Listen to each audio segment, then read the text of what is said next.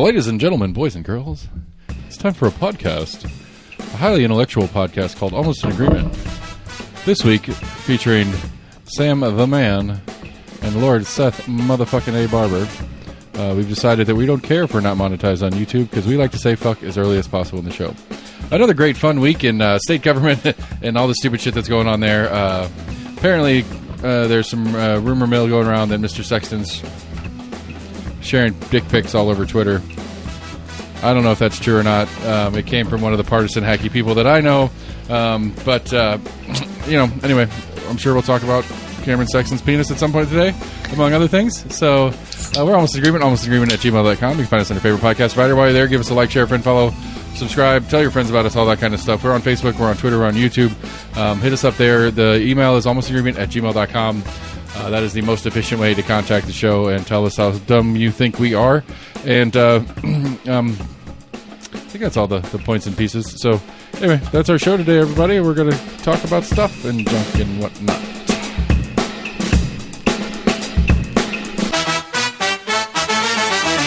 Hey, buddy. Hi. How you do? I be. You be. Oh, that seems disappointing. Want more than a B? I'm awesome. Things are great. Things are groovy. Loving life. Okay. Things are looking up. You don't have to lie. I'm not asking you to lie if that's not the truth. What's wrong, man? What's going on? Things are looking up. You're looking up from where? What's the bottom? Huh? Just nothing going on. Just nothing exciting. You're here. We're here. We're doing this right now. That's not exciting to you? It used to be. It used to be? Are you getting bored with me? Not bored. What does that mean? Now I'm confused. Which isn't hard to do either. That's true. Now I guess it's just kind of like it's a normal thing. It's not really like a new and exciting thing. Cool. It's like taking a shit or scrubbing your behind your ears. Going to the podcast with Seth. Okay. It's like a routine. I love it. It's my favorite thing to do. Maybe not my favorite, but it's high on my list of things to do. No, I still have, I can't, this fucking city bullshit, trying to get all our shit together to get this other store open. I can't commit to trying to make more podcasts because I need to be down there dealing with shit and trying to get this place open. We were hoping, the plan was to open this coming Thursday, or at least to our friends and family this coming Thursday, and then open Saturday, which sucked because I'm going to be out of town Saturday. It's I don't care. That's how ridiculous it is. It's I don't care if I'm not going to be at the grand opening. Mm-hmm. Just as long as we're fucking open, right. I'll skip the grand opening because I have a family thing scheduled. But if that's got to be the date, that's got to be the date. So let's go. I don't want to push off grand opening just because I have something scheduled against it. So fuck it, let's go. That's big of you. But I guess I just I want to be open already. We are 6+ months in, and we're still not open yet.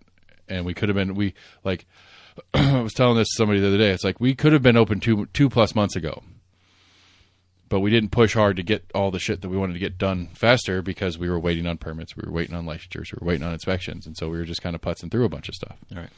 We weren't in a hurry because we knew we were waiting on this, we knew we were waiting on that, and then every time we got one of those scheduled, we're okay, here we go, let's start getting stuff together. And it's oh well, that inspection says we have to come back and do this. So we fix that, call the inspection. Well, the inspection's a week from now, 2 weeks from now. It's okay, well, we got 2 more weeks. We can kind of piddle through this. We're all but done. It was great. Yesterday was my favorite day so far.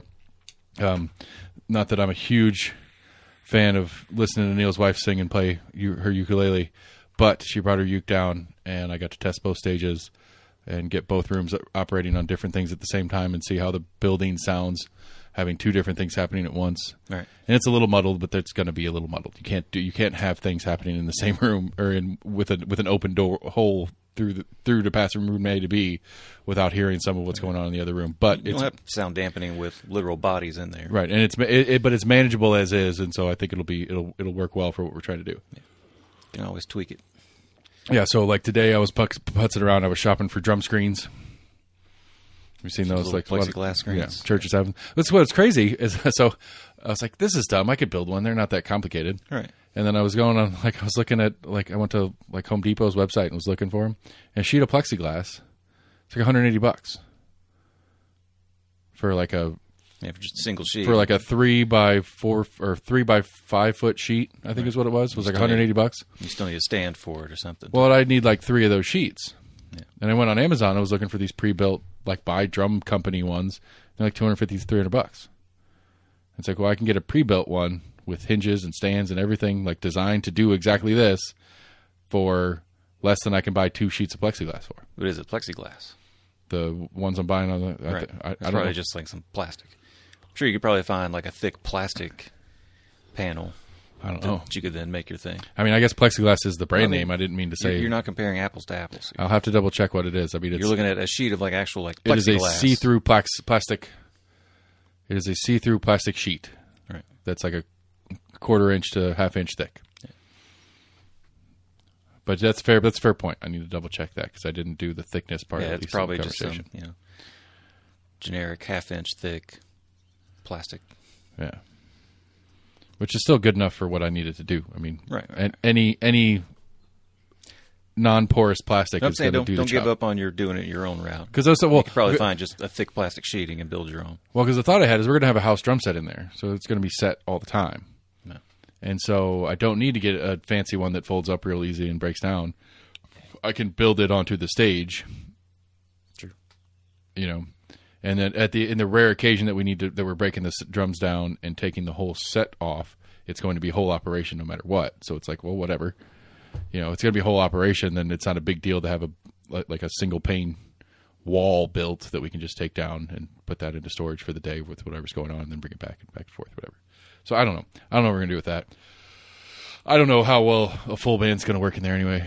It's going to be so loud with a full band in there, but we'll see. Because you're right, I don't have bodies in the room to eat up. Like it's an empty, hard wall, hard floor, hard ceiling room.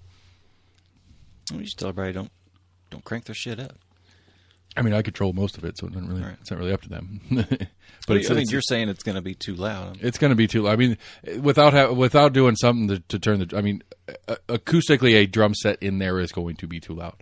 Right. Without having some. All right, I'm going to have to get a screen. Hard floors, hard ceilings, right. Hard walls. Right. Well, and the way the stage is cut out into because essentially what it is it used to be the window display that we built into a stage. And so not only is it a hard room, but it's also a condensed portion of the hard room with 2 of those walls being glass for the looking out into the street.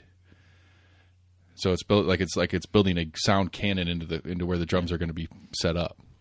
Get electric drum sets. Not decide that. That's not a bad idea, but not dissimilar to like when we played down at Downtown Grimm Brewery back in the day. Right. Like how it's like that glass wall behind us and then the glass wall. That's what I was thinking when I would go a handful of times to their jazz brunch or whatever, which they had a drum set that wasn't mic'd or anything, and most of the time he was playing with brushes anyway. But I mean, essentially, the guitarist wasn't cranked up. Yeah, it'll just be some getting used to.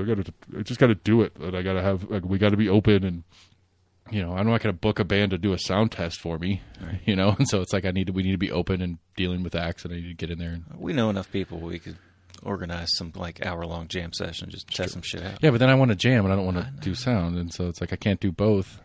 Like it's a tough world we live in. So anyway, that's my personal, random personal life shit going on. Anyway, I know I had a couple things that we'd sent back and forth on the list to talk about. Would you got anything specific that you want to start with? Nah, nothing in particular. All right, so where's that screenshot I sent? I want to start with that one. So we will call this person MI for whatever reason. MI and MK got in a little spat on the internet. MI is a very active local Democrat. I mean, it's just it's not. I don't mean that to mean anything other than that it's a fact. Like she's as I've seen, she is volunteers on Democrats' campaigns. She helps. She promotes Democrats in Knoxville and Knox County. She advocates for Democratic ideals in state legislature and stuff like that. She's big on, the current one being the gun control red flag law conversation. That's been a big thing coming out of her posts and stuff like that recently. So anyway, she's saying, does TNGOP needs to be held accountable for this ridiculousness that happened last week, which I don't disagree. I don't know. I don't know what this is one of those, who knows the rules? Yeah, she kind of went off on a number of things. But I'm just saying, the original post is GOP goes, and so this MK person says, for what, please explain. Which, MI does her response to that statement, and then the following one is the one that really piqued my interest. Right. Piqued my interest because it's, so MK says, for what, please explain yourself. MI explains, and then on a subsequent comment, MI says, Jesus, just looked at your page. How the fuck did you and I become friends? I have no use for ilk like you. Which, if you click on MK's thing and look at her page, she's very, generic Republican, current Republicanism-ness, Gen 6 kind of stuff, drag queen story hour stories and, Breitbart links and shit like that. Which makes sense. Why MI and MK were ever on each other's friends list doesn't really make a lot of sense they probably don't travel in the same circles thing. But what jumps out to me is this is the problem, because MI's response is, why the fuck do you even see my post to comment on them? Instead of taking and I don't know if MK's being, wholehearted with her question here or not, but instead of taking the time to, because obviously this MK and MI person are not on the same side of the aisle, but it quickly goes into, well, you shouldn't even be looking at me, and I don't want to talk to you anyway. I don't think that's what she's saying. I have no use for ilk like you. Right. So you're useless to me. I can't convince you of anything. I'm not even going to try, because you're not going to listen to anything I have to say. I don't know how that's how I interpret that last sentence. I can understand the how the fuck do we become friends thing, because I guess that's you had to have accepted that somewhere, and and like you said in our chat, it's probably a Facebook friends, not a real life friends thing. But I have no use for ilk like you. It's but you have to, whether you like it or not, MI, you have to have use for that person, because you have to be able to communicate with those people so that things like happened last week in the House aren't normalized. Because the things that happened last week in the House normalized because we have gone down this partisan path where we can't even talk to each other anymore. Where letting the other side speak is a problem. I mean, that was the complaint. That's as much as the protest that the Tennessee Three, which I'm not a big fan of that moniker, but whatever. Mm-hmm. As much as the Tennessee Three's protest was about gun control, really what it was about is about every time a Democrat in this House tries to speak, you look past us. You don't talk to us. You don't let us speak on floor. At least for the glorious part of it, she's if every session was like this, this wouldn't have happened. This is the only time you let Democrats talk, when we have a full House session. Right. And it's that's the problem, because the Republicans say there's nothing they're going to say that's worth being heard. And in this case, MI, who is the Democrat in the session, says there's nothing a Republican can say that's willing to be heard. There's nothing I can say as a Democrat that the Republican's going to bother hearing. And that attitude is what piqued my interest and what bothers me about it. Because I think this is a very minute, narrow window example of it. But I think these are two normal people. They're in and around politics, but they're not politicians themselves. They may be activists per se for their parties, but they're not politicians. They're not holding office, but they're electing people for office. And so is this how they want their elected officials to act too? Oh shit, it's a Republican, I can't talk to them. I thought we weren't supposed to hold our politicians to a higher standard. I don't know why you still hold on to that one.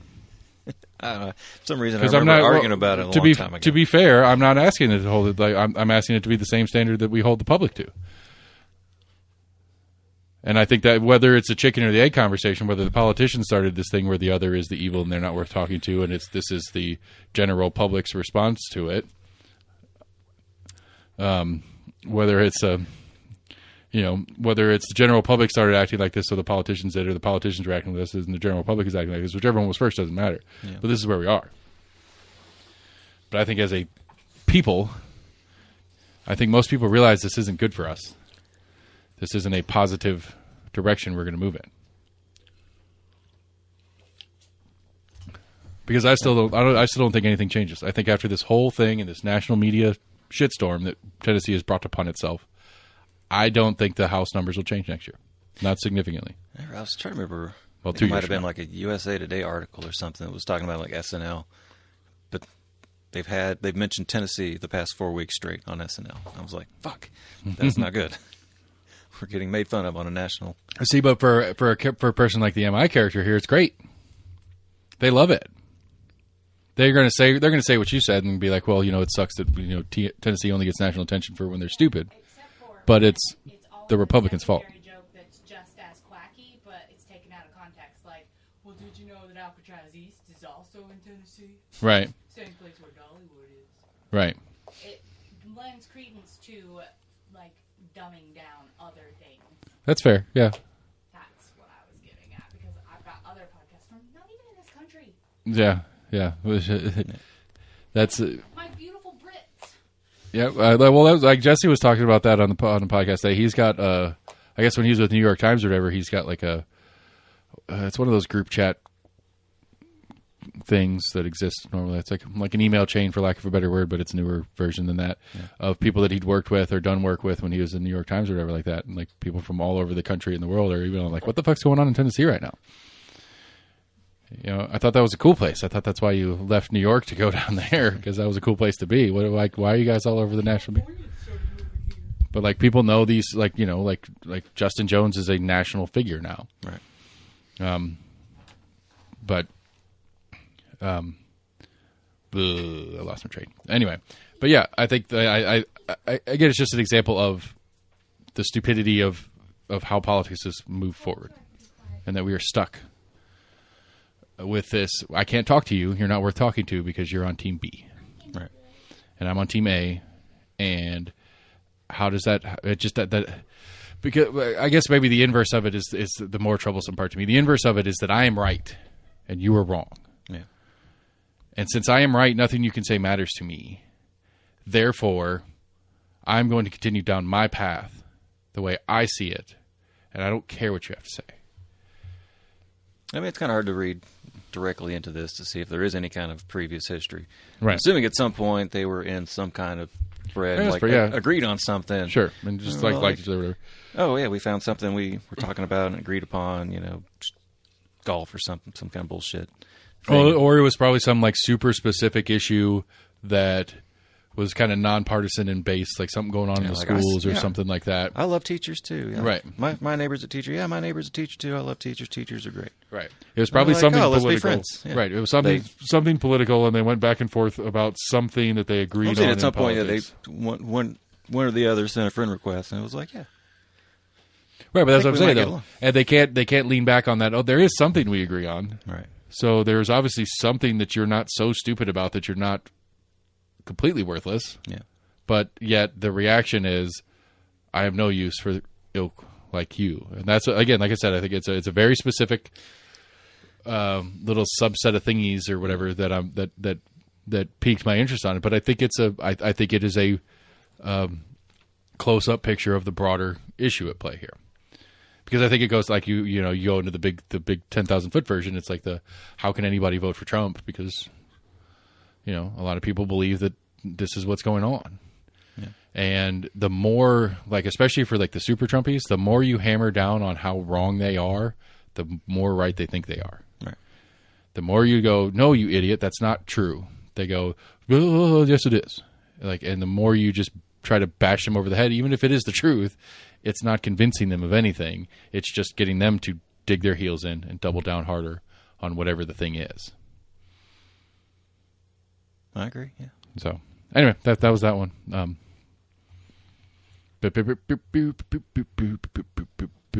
Hockey sucks. I hate hockey now. Both our teams are out. No playoffs for the Preds or the Pens this year. I'm not giving up. Maybe you're not giving up. On hockey? I mean, I haven't watched a lot. I've watched a few games here and there, but I haven't watched a lot at all this year. In the last couple of years, I've just not been digging on hockey like I used to. I still like the game. I just don't find myself having the occasion to sit down and watch a game like I used to. And I swore I was going to take you to a game this year, and I just, again, couldn't find the time to do it. Times are crazy. Just busy doing stuff. Okay, so the leaked call thing, or the leaked, have you followed that story at all? Jumping into national news. A little bit, yeah. Dude got arrested today, I guess. They found him. Wait, you said leaked call. Not leaked call, leaked... Gotcha. Intelligence information. Yeah. Well, we can go to the leak. Yeah, the leaked call is the local one. Sorry, I am jumping back and forth. I apologize. Okay. But yes, I was like, wait, what are we talking about? My notes said leaked, and I missed what I missed which one I was referencing. But I just read some story that was one of the ways they found him was, I guess, like the day of or whatever, he'd gotten onto his governmental computer and searched the word leak. Yeah. I guess I'm trying to find out if I guess it had already been reported. Well, I think it had already been reported in the news or whatever, and I guess he was trying to see if the military side of it, if they had an article or be on the lookout for leak, blah blah blah. I'm gonna bet you we don't hear word one out of that kid's mouth. I'm just gonna guess we never hear any version of his side of the story of it. I mean, unless they block off any cameras in the courtroom. I mean, for the most part, his lawyers will probably speak for him. But well, and I mean, it's a pretty ridiculously simple case. I mean, if they could prove that he took the documents, took the pictures of them, posted them on the internet, it's pretty simple. Yeah, it's a pretty straightforward, simple case. But, yeah, I don't know.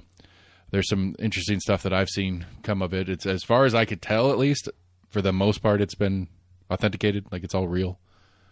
There was one set of, I guess it was like Russian casualty figures that they believe that the Russians took, modified, and then redistributed. Yeah, that was one of the things that I saw, that there was little discrepancies where some of like the little boxes in it had like a black background, but then on that same picture, another box had like a white background. So some of the stuff didn't quite match up. It looked like some of the pictures or documents had been altered. And apparently there was like hundreds, and like there's a couple of like 200 or 300 total images that were shared, but that were subsequently deleted from his account or Discord at large or whatever, got rid of them. And so like there's only been like 50 documents that got to the level where the press started getting a hold of it and going, what the hell is this? And or when the Pentagon or whoever was like, holy shit, we got a leak, we got to check this out. Yeah. And so there's only about 50 of the 300 documents that are known. And so there's some different stuff in there about like the Jordan having issues with something, and Egypt may or may not have sold Russia some long-range missiles. There was supposedly, and I guess allegedly would be the technically legal word to put it on. Allegedly, there's one that's a conversation with, it was either Zelensky himself and somebody at the State Department, or one of the top military officials from Ukraine and somebody in the State Department. But it was basically that Zelensky is asking for long-range missiles to put missiles into Russia. To put missiles into Russia? Right, to fire them from Ukraine into Russia proper. Gotcha. Not Crimea, not Donbass, but actual. All right. That it is Zelensky's intent to get long-range missiles from the West at large and use them to strike into Russia proper. I think they already have. Do it? I think they already have. I think they've attacked bases close to the border on Russian soil. I know there was that bridge, the Crimea bridge thing was a big one. Right. Which they didn't really take credit for. Right. But and then one of the other ones, I guess, was that there are some Western special operations units that are in Ukraine doing some stuff. Like that they were supposedly U.S. and U.K. And it's unclear. It's unclear from this set of documents whether this was a directive or whether they went there on their own, kind of thing. Which, either way, it's a problem. I mean, right.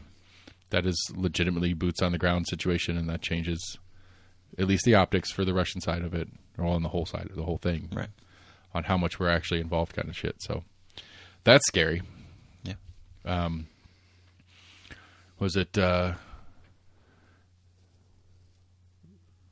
Brazil is in talks now, is trying to negotiate between Russia and Ukraine for a settlement? I heard as well? Something about that. Yeah. Well, I mean, it's like, I didn't really think about it until my Breaking Points podcast mentioned. It's like, if you're Russia or Ukraine, individually, you want somebody that is on your side to be the broker. I think India has said they want to try India's to step in right. to help try to broker. Where, I guess apparently Zelensky was open to China at least starting the conversation, but they was hesitant about it because China seems to be more on. I think China just came out today and announced that they're saying that they will not sell arms to either side. Good. Like, fingers crossed. Right. Right.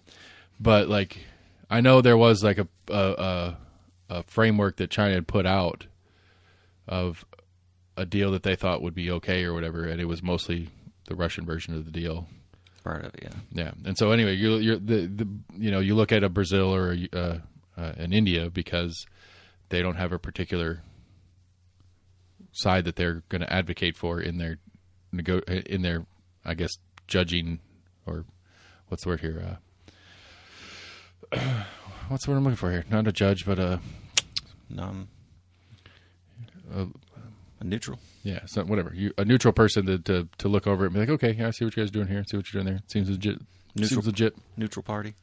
Yeah, but you always get that thing. Like a lot of jobs, when you get hired, you sign an agreement that instead, if you have a grievance upon your departure, you agree not to sue, but to go into mediation, arbitration. Arbitration. Yeah. So yes, India or Brazil would be a better arbiter than a. I want to say I heard some story about some really small, like Central American country or something that was wanting to get into brokering a deal, and I was like, wait, who? What? Whatever it is, you get. Right. I don't know what gets you. Micronesia. You want to try to do this? It gets you clout on the world stage. I don't know what that clout's good for, but it gets you clout. Yeah. I mean, we had the whole conversation about the Saudi Yemen ceasefire that was brokered by China and how big of a deal that is. Yeah. But there's a lot more into that deal than just the ceasefire part. That petrodollar thing's a big fucking deal if that thing continues down the path. But maybe we should have some tropical island and invite both of them in. I mean, how can you be mad at the beach? Yeah, just hanging at the beach, having some mai tais, enjoying what life. What are we fighting for, man? Have a tequila. Right. Just no vodka at the party. I mean, they're probably both vodka drinkers, though, if you get down to it. Possibly. But I don't know. That's a crazy ass story. Before they found out who it was part of it, like who the actual leaker was, it seemed to me that the combination of documents that was being leaked was of a Joint Chiefs of Staff's office somewhere, like somebody on the Joint Chiefs of Staff's assistant was the one leaking it, because just the way these documents, like the range of documents. So we had stuff about, we had stuff about the Ukraine issues, but we also had Chinese issues and, some Sudanese story that was in there somewhere and stuff like that. It's like, it's an awful complicated range of issues for it to be a particular intelligence office that has a particular focus. Right. So it seems like it's probably somebody higher than that, but it's some, this guy's a Air National Guard. Or something like that? Yeah, Massachusetts National Guard, I think. Yeah. He's an airman, like first class, whatever his name is. Yeah. But from the National Guard. It's like, so you're not even a proper soldier. I mean, not that you're not important and you're not doing good things, but you get what I'm saying. You're not a full-time soldier. How do you, like, I guess to me, like, how functional is our classification system when a part-time soldier has access to some top-level shit? I think that would be... And I could see the worry on it, or the confusion and the suspect of just kind of the optics of it. I'm going off of, I guess, what few high-level military leaders have come out and said, I guess this base that he is a part of is like intelligence communications base or whatever. I guess they're responsible for internet transmission. Apparently that was his classification or whatever. He was like an IT specialist or whatever. So it's just weird. So he dealt with internet traffic essentially transferring from one place to another. And when you're dealing with that stuff and obviously seeing it, you have to have a level of classification just to be able to your eyes being able to even just peruse it. I mean, I get that, but I mean, I get the idea of you have a clearance level because of the job that you're doing, but like it doesn't make sense to me that a part-time soldier would be one that would have a job that would be that clearance.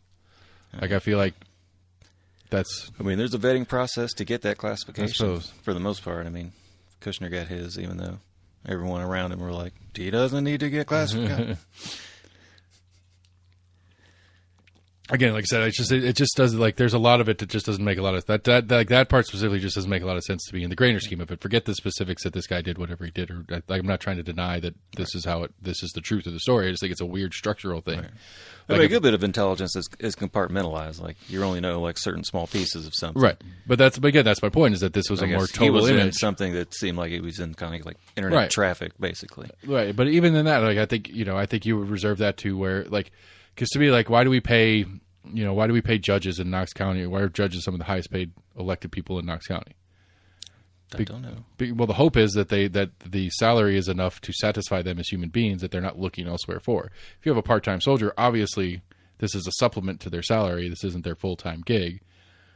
So you're giving somebody a clearance who has a built-in incentive to possibly abuse said clearance. Where if you have a full-time soldier and that's their total job and their entire life revolves around it because that's what they do all the time, that takes that one level of incentive out to break that line.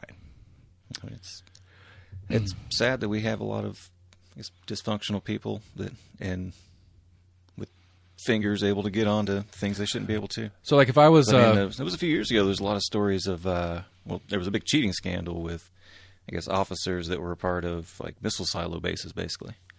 They were basically like helping each other like cheat on the tests, and some of them were even like caught like sleeping.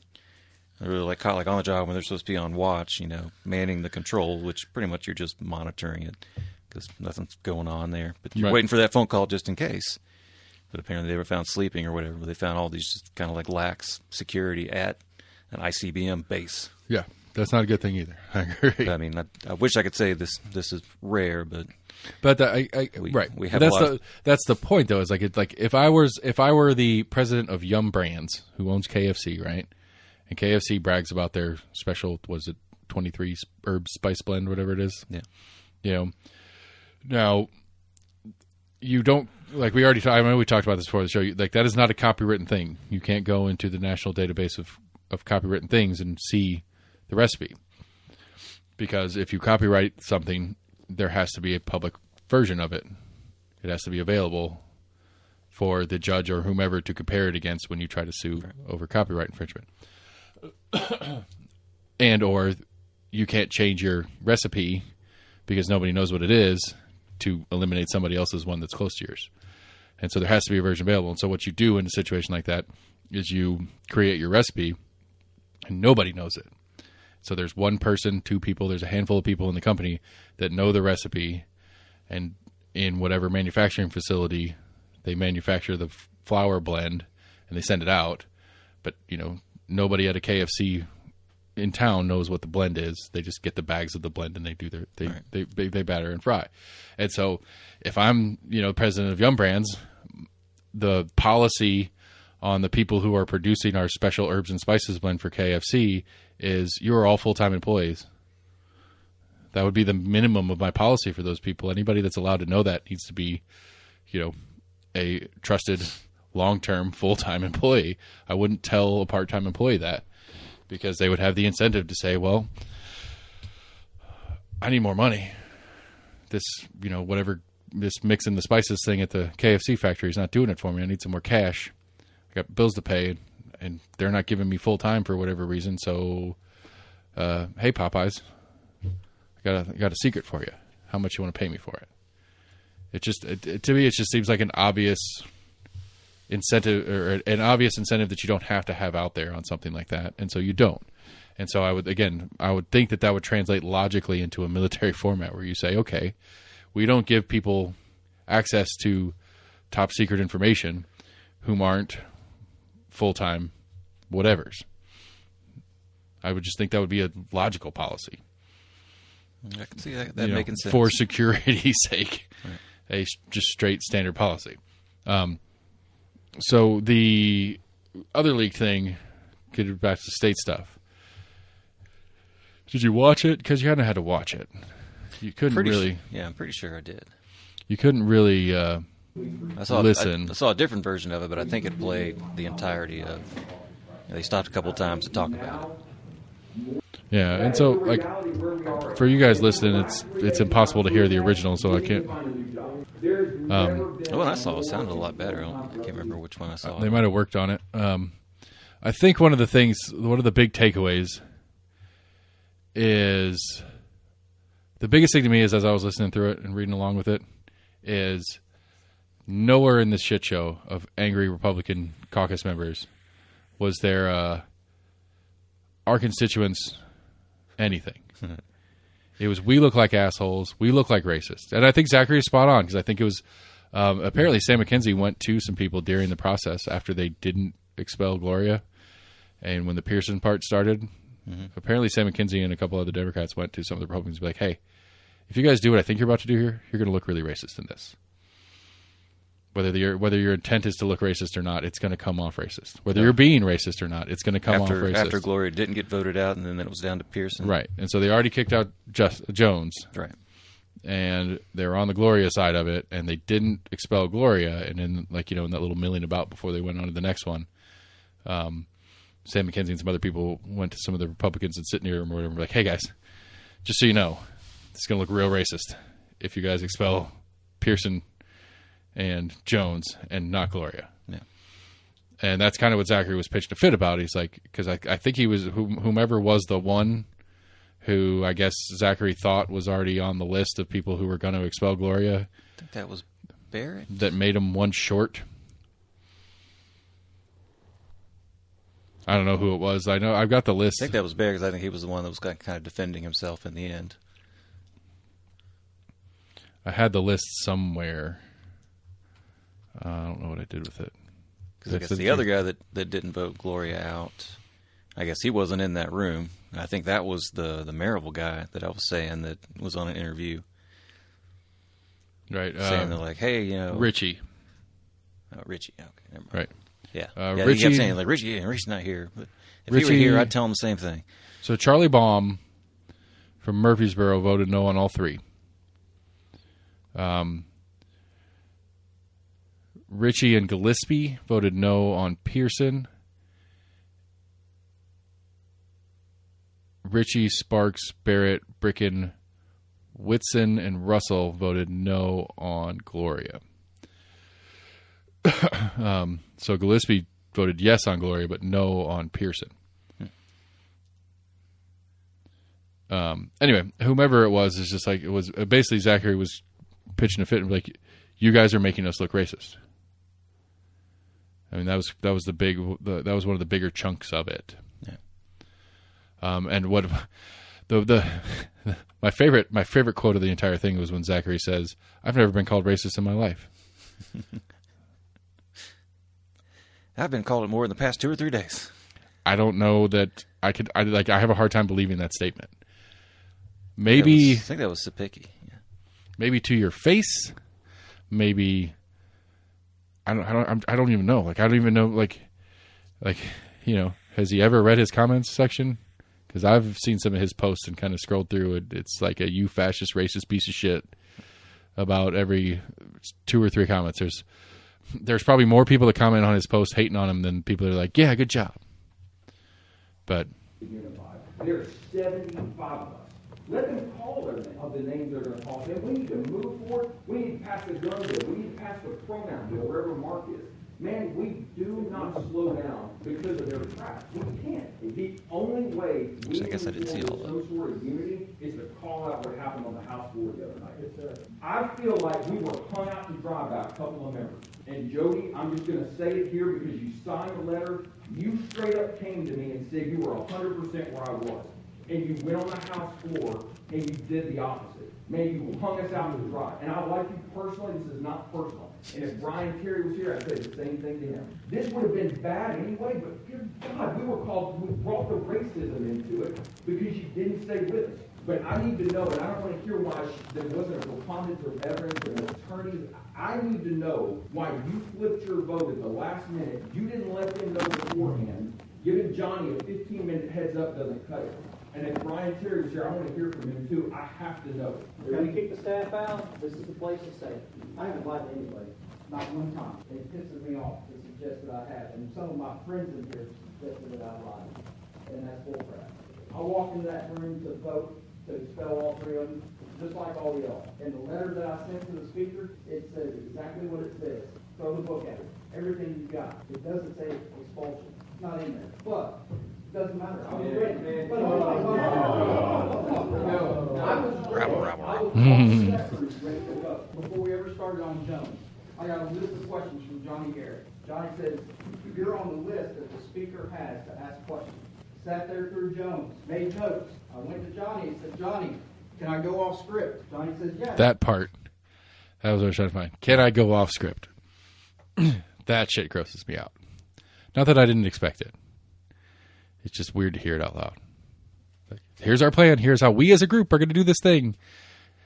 Like the whole conversation, again, that's what I said from the top of it. This isn't about us or our constituents. This isn't about the people that we represent. This isn't about the neighborhoods that we come from. It's not about the people that elected us. It's not even about the people that didn't elect us that are our constituents. This is we made a decision as this group in this room to do this thing, and some of y'all fucked it up. You know, I think go on to like the left's going to tear apart the republic, and we got to save the republic.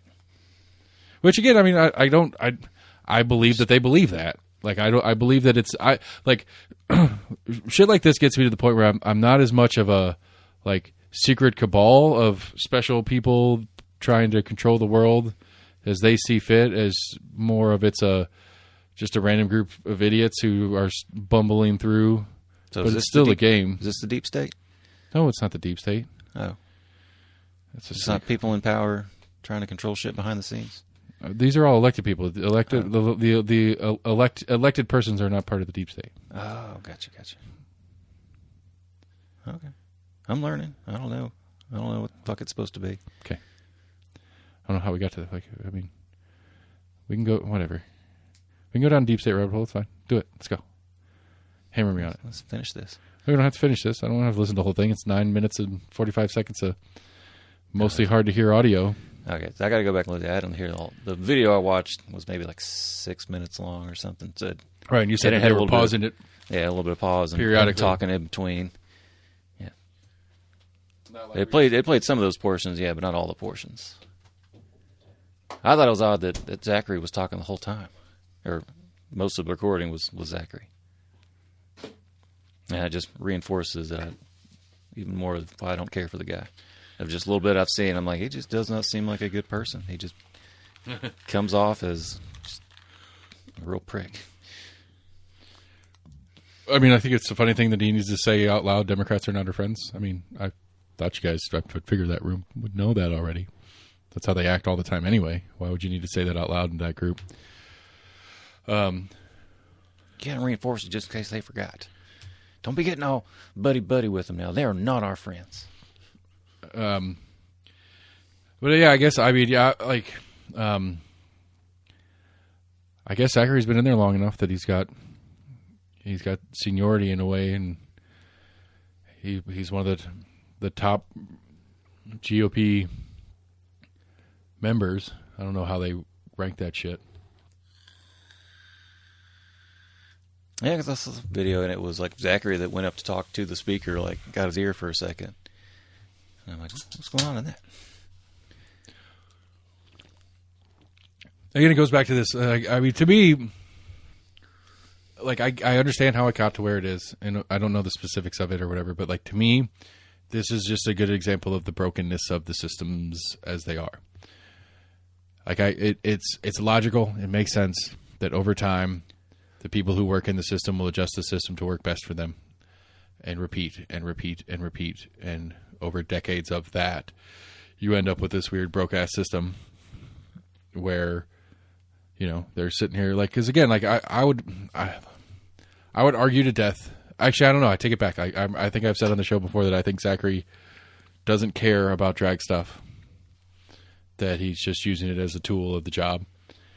After hearing some of this about it, like, even though this had nothing to do with any of the drag stuff, I actually think he might actually believe that part, which is a whole different level of I don't understand. Like, I actually respected him more when he was using it as a tool than him actually believing it. He doesn't really think it. He's just really smart and cunning and using it as a talking point. I mean, I don't know. At least it puts it in question for me. But he's obviously pretty smart and pretty good at what he does as far as his profession. wonder what his day job is. There's a number of them that were lawyers. Yeah. The dude that was grilling Gloria definitely was. Was he? Just the way he asked questions, you could tell. Like it was like his whole, like it was just that stupid postury question thing. Did you or did you not go onto the floor and do a protest and rage or and scream? What did he say? He kept saying it like the way he worded it was very specific in trying to catch of as far as the rules for conduct on the floor or whatever is like you're not supposed to yell or scream or something like that. And he kept saying, "Did you or did you not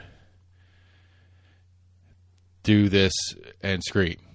I did do that, but I did not scream. Yeah.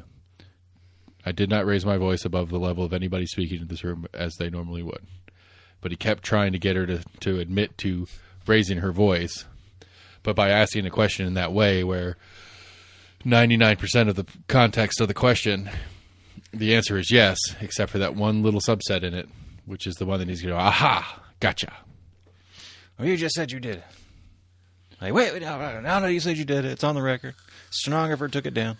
Well, it's one of those that's interesting to me, especially with this one, because this thing was not, it's not a criminal case. This isn't, these aren't, Right. It's the speaker. It's not the judge. That was one thing I like I guess he's the Democrats or the minority leader, John Ray Clemens, I think is his name. Uh-huh. Pretty sure he's a former lawyer as well. He was the one that got up and screamed like, "Is this a circus?" Well, it's like But he rightly pointed out, and a couple other people, if I remember correctly, at least 2 or 3 other people pointed out that they kept bringing up that Tennessee has expelled 3 people prior to this, and each time it was for criminal nature. But in each one of those, they had at least like a week to month long, Right. fact gathering and actual some kind of trial. Or they had like a small fact finding committee that they set up to look at the facts. And this was like, hey, we decided this on Tuesday. We're going to vote on it on Thursday, and let's make it happen. right, and because I think it all brings it back into the stupidity of the Republicans in this play, is they thought we've got the smoking gun, we can go through this kind of kangaroo court thing real quick, get them out of here, and go. We got that cell phone video of them with the bullhorns. Let's But kick it's them just out. like fucking Christ. Like I mean, This was I an can't imagine. insurrection. I cannot imagine anybody, especially anybody that's been there for a while, especially like a Zachary, who the state house, the state government at large has been going to war with Nashville and Memphis the last couple of years anyway, especially recently in Nashville. Like right now, the state is trying to force Nashville to change their city council government because it's like 40 members and they're trying to make it down to like 26. I think that just got voted down, or at least for the time being. Yeah, they got It may be like under. Yeah, I think stay I think together. Nashville has started a suit or something like that. I don't remember exactly what it is, but it is paused, as is the drag bill too for Supreme Court stuff. No, is it?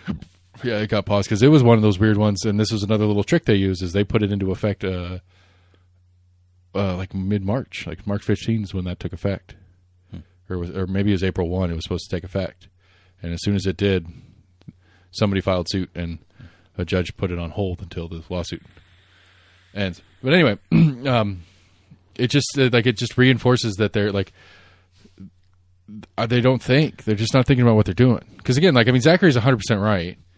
I think it was Zachary. Was 100% right in that. Is like whoever the fuck you are that didn't vote the way you said you were going to vote and didn't kick Gloria out, you're making us look like racists. I don't think so. I think there still would have been the air of racism of Probably, kicking out but 2 it young wasn't black so guys. blatantly optically obvious.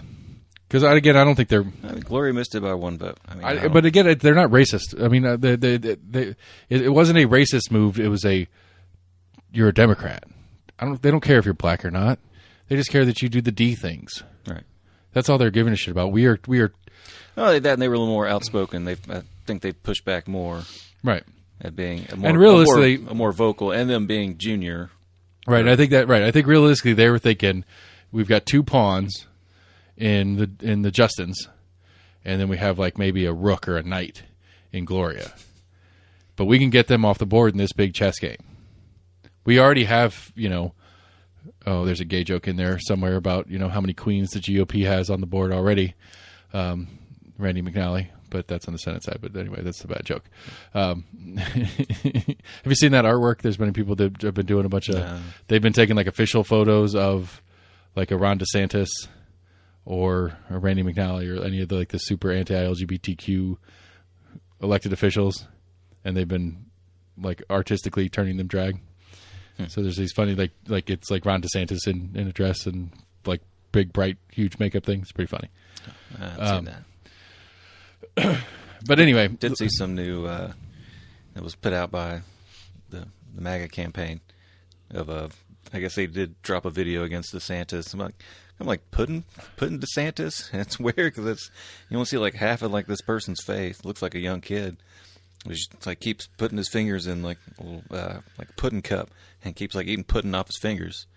But it's all about, I guess, like Ron DeSantis with his fingers in like Medicare and his fingers all in this and that. Like, Ron DeSantis, get your fingers out of this. So apparently that may be his new nickname is like Ron Pudding Fingers I haven't seen DeSantis. that one. All right.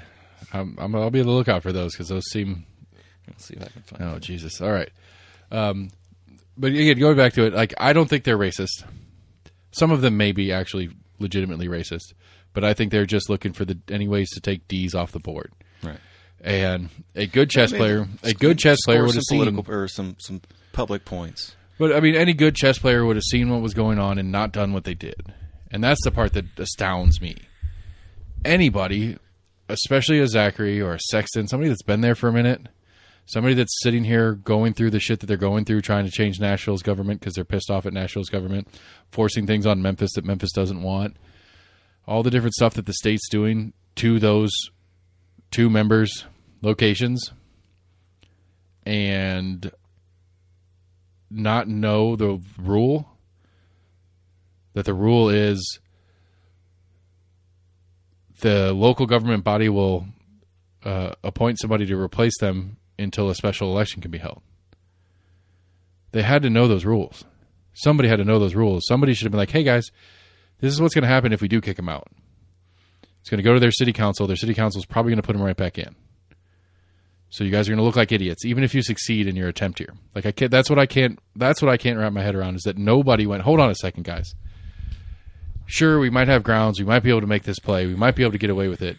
But they're all coming right back except for Gloria. Gloria would be the only one that probably wouldn't have come straight back.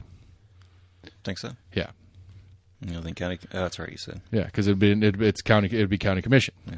And our county commission likely wouldn't do it. Speaking of county commission, apparently there are already a Republican and a Democrat that have put their names in the hat for District 4 for 24. I think it was a New Sentinel article that they had quoted Matt that he thought 18 would flip in the next couple cycles. Compass had them as their guest this week. I haven't listened to the interview yet, but well, I mean, I was sitting here talking to Scott and Jesse about it today. Like I've made this reference a couple times since it happened. It's like I don't think this changes anything, and Matt thinks 18 is really flippable. First time I met Matt, he thought Virginia Couch was going to beat Eddie Manis. He thought Virginia Couch had a shot to beat Eddie Manis. Yeah.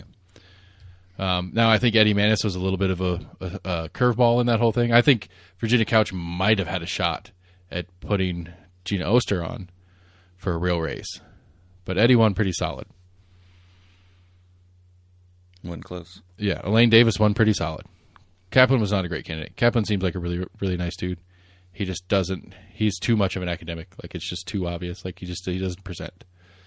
Like that was my joke to Scott earlier. I was like, what Democrat that lives in 18 that wants to run has the charisma to put on a good race?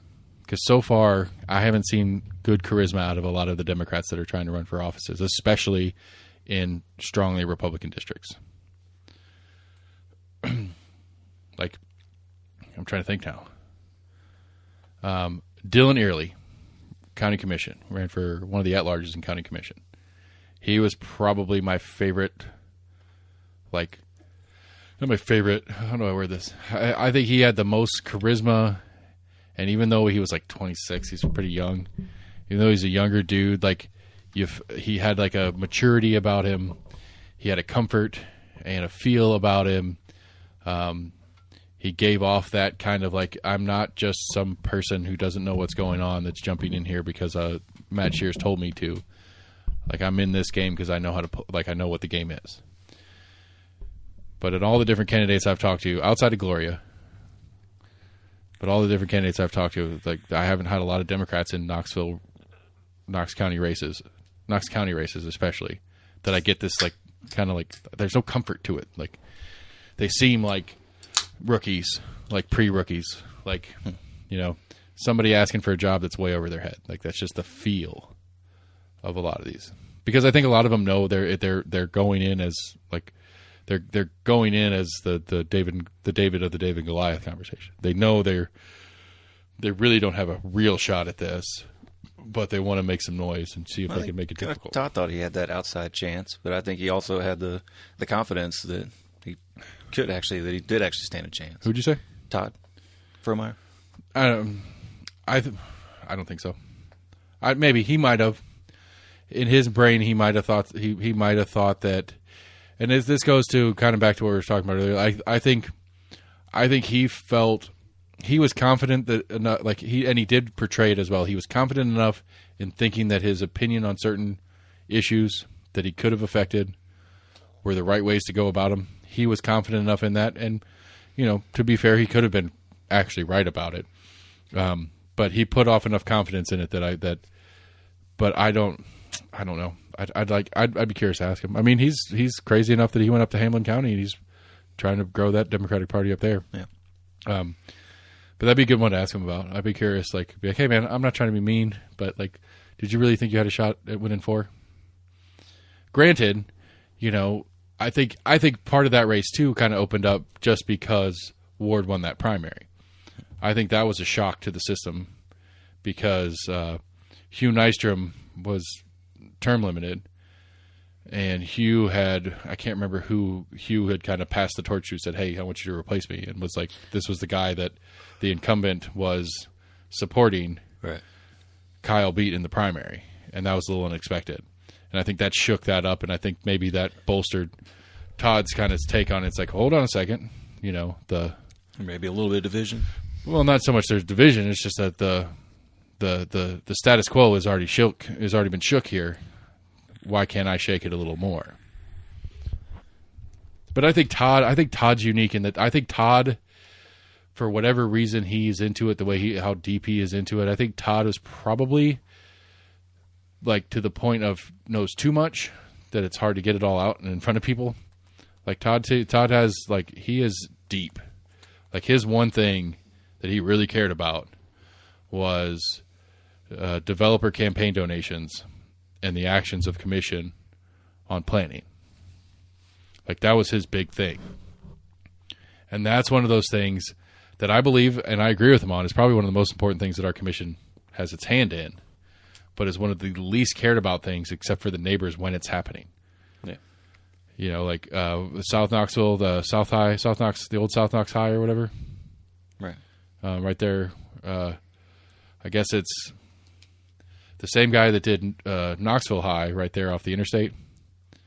The same guy that did that redevelopment, and that's an interesting little thing. I'll go back to that. Had bought the property and started going through some planning stuff to build it as an elderly, assisted living center. It was, if it's not still is. Okay, he already did that. Okay, so I'm mixing up. So yeah, he's already got his assisted living center, but through all that planning and redevelopment and all the stuff that he did on that, he's decided, and apparently this is this dude's MO. He sells, he develops and sells, and so he's selling it to Helen Ross McNabb, turning it into a drug rehab center, which the neighbors are not really keen on having a drug rehab center. Not in my backyard. Especially because there's a preschool and an elementary school on the opposite corners of where this location is. Is it? There's at least I think it was an elementary school. Maybe it's a preschool. In picture the school, I can't remember what all's around the streets around it. Yeah.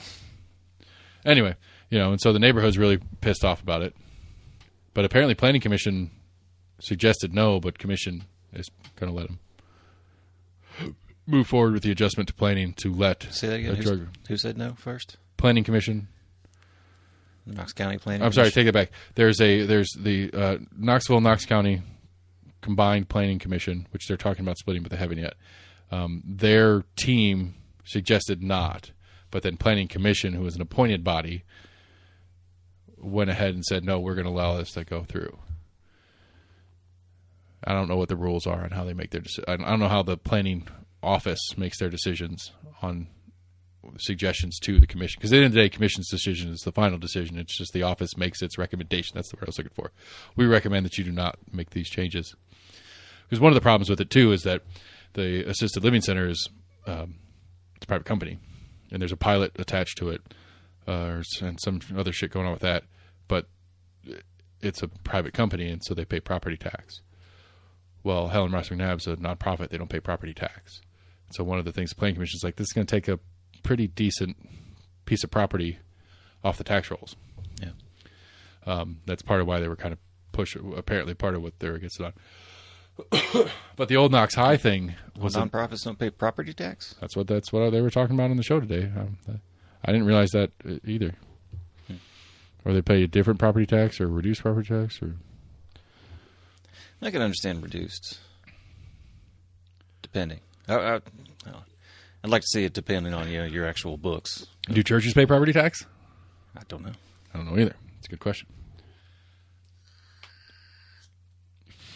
I don't know what the rules are on how you get and what all. I mean, I don't know what all bonus you get. I mean, we should have talked to Cornette about that last week. He runs a nonprofit. We could ask him some of those questions about nonprofits. Now he's like a 501. As I was about to say, it's probably going to be depending on how it's. He's a 301 or 501. Right, he's like a 501D or something like that, not a 501C. Right. And the differences in D's and C's, but still, whatever. I'll take one version of the 501 just to have a little better understanding of parts and pieces of it. Well, I'm assuming he's smart enough to preface it with, well, in my situation, it's right. this. But there are differing situations. Right, because, his is a specifically political nonprofit, and there are the rules that are involved. He probably pays taxes because it's politically affiliated. He probably pays certain taxes that some other ones don't pay. Yeah, that's if he has a straight-up home office, I guess. If they have a building they work out of, or if it's just they do everything just in communication, in transit. I don't know. I need to get on. He's like, I've been traveling all day, so I'm assuming he does a good bit of moving around. I think he's down. I think he just goes downtown. I think he's down running around in the gotcha. Through the not even. I assumed he meant he was out knocking on doors. He might have been. He might have been going and seeing people in their offices or their. I mean, if I'd be just like if you're a rep from Nashville. I mean, you get a state office obviously because it's you're in the building, but do you have a local office? I mean, nobody has I don't think. Doubt it. And Gloria doesn't have a local office here. Right Now, Jimmy Duncan did as a federal. They have offices in the federal building downtown. So Burchett has an office here. Gotcha. And so when Burchett's in town and wants to hold a meeting, it's in the Duncan Federal Building. That makes sense. Where they take your phone from you. But they didn't last time I went there, but that was years ago, at least 10 years ago. I don't remember. I'm trying to remember. Times are changing. I'm trying to remember what the order of operations was. I've been in there a couple times for a couple of different things. And I don't remember if I know they took my phone from me. I'm pretty sure every time I've gone in there, they took my phone from me. Like at the front door? Uh-huh. The time I went in I went to the Social Security Administration side of it, which I think was on the first floor. No, I went in So in the courtyard there. Yeah. Right? So you go in the main courtyard and there's the statue in the middle there and you go in that round. There's that rounded portion of the building. I think that's the side I went in. That's the main entrance. I went in there, and that's where the metal detectors were, and a couple of federal officers. And, they go through the security checkpoint thing, and they're like, put your phone in. It was like a little cubby hole thing. And I was like, okay. And so I walked through the thing, and I stood there, and they're like, all right, we'll see you when you're done. It's like, oh, okay. So I kept going. I was like, I didn't know if they're going to hand it back to me or not. Right. Put in this cubby for a second, and then I'll give it back to you. I should turn it off first, but whatever. Yeah. But anyway, I went and saw Mr. Duncan in his office, and it's kind of cool. I guess it's a normal thing. Maybe you'd already been red flagged. I mean, it depends how deep it depends how right Snowden was on whether or not they're listening to everything I got to say. Yeah. And this is before I started taping shit and putting it out for everybody to see anyway. But I mean, it's kind of in a dorky way. I enjoyed it, in the whole thing. Had a good conversation with him. Didn't know near as much as I do know now about how different things work and this, that, and the other. But I guess as a standard ops thing is they took a picture. And I was like, cool, it's good to meet you, man. And I figured I'd get like an email with a digital copy of the picture. Right. No, they mailed me a fucking 8.5 by 11 or 8 by 10 glossy print. Nice. We had it in the shop forever. I don't know what happened to it. Huh. I need to find that. I should probably put it in here. It makes sense to be in this room. I was looking fat back then, too. I was not happy with that picture of me. I should have emailed. Can you guys crop this out and send me another one? Can you just like get your Can you put it in like panoramic and cut out my belly? Can you get one of those NSA guys in there just to scrub that down a little bit, make it look a little better? That's not what the NSA does. I'm sure somebody at the NSA is capable of it. I was throwing some alphabet out. Relax, bro. I know. Jeez, some CIA guy. Can you get a CIA guy to fix this for me? Is that better? Yeah, I mean they got a department that does disguises and shit like that. Thank you. You're talking about photo auditing or photo editing. They probably do have a section of that. I can call China and get TikTok to do it for me in 10 seconds at this point. I'm sure you could probably find some 16-year-old that can help you do just as well. Have you seen those? That's one of the great accounts on, I think it's a TikTok. No, it's pre-TikTok. I think it's an Instagram account, but it gets reshared. It's this dude that's a really good Photoshopper, and he's become famous for people will send, like, I guess it started off as like actual paying gigs. People would send him stuff and be like, hey, can you fix this for me? And they'd be a little vague, and so he'd be real super literal with what they'd say. Right. Yeah, I've seen it. And so then it became a thing where people started sending him stuff like on purpose and giving him really ridiculous just to see how he would play it. Those are good. Those are funny. Yeah, I've seen some of those. That was pretty good. I don't know. Anything else on the list? The lead call. Oh yeah, like you started on it or a second ago, like the apocalyptic nature of it, this is what got Jesse in a separate argument earlier today, which was funny that he was telling me about, but I won't go into that. That's private information. They're watching us now. They're going to try to get Tennessee because if they get Tennessee, they'll get the Southeast and like if we fall, the whole Southeast will fall. I didn't get that part. I was like, wait, what? I mean, if Tennessee falls, it's because you guys did such a bad job. Like that's the thing to me. I mean, it would take a major, blue wave to. Blue wave would be an understatement. Right, I mean, right. because what would I think 99. 99 So total, like 75-24. 75-24. Well, I think it's 74-1 and 24. Okay. I think there's one actual independent in the state house. Or ran as independent because they're a socialist or something like that. I don't know what their actual affiliation is. They could be a fascist. I don't know. It doesn't matter. But moral is that it's 75 to 24. Other, whatever the other is, doesn't matter. He's right. I think all of which aren't going to be on the same cycles. I think if you had they're all in the same cycle because they're all every 2 years. Okay.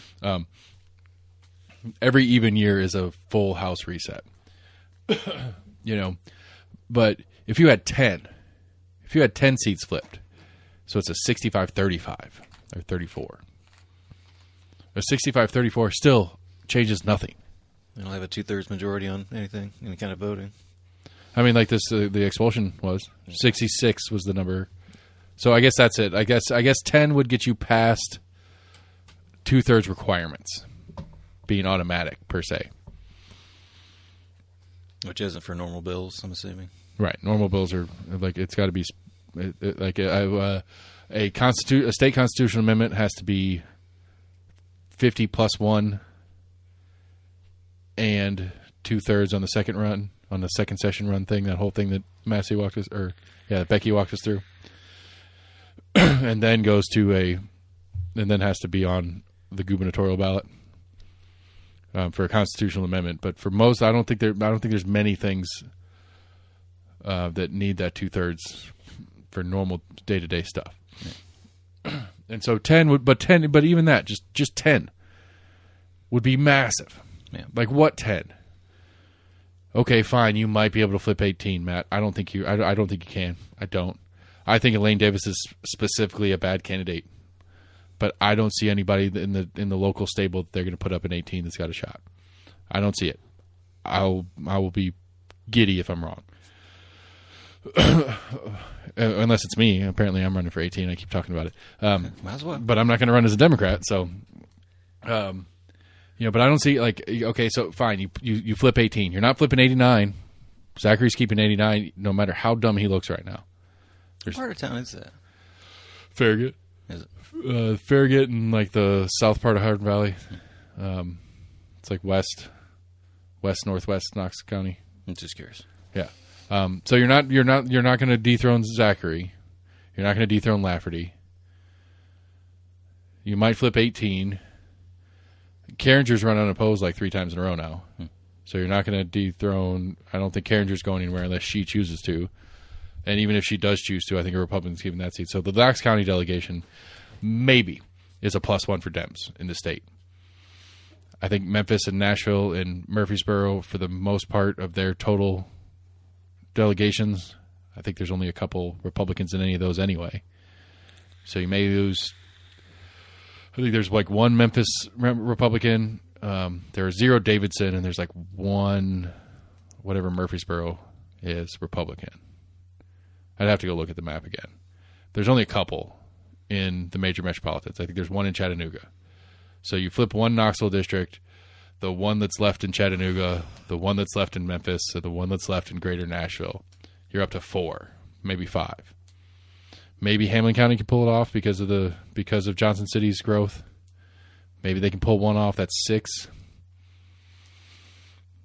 I don't know. I don't know the whole state well enough to really make the argument much past that, but I don't see it. I don't see him getting to 10. Right. And 10 would be the minimum to have any structural change to the state government, because then that would be able to stop automatic Veto. major items. The governor doesn't really.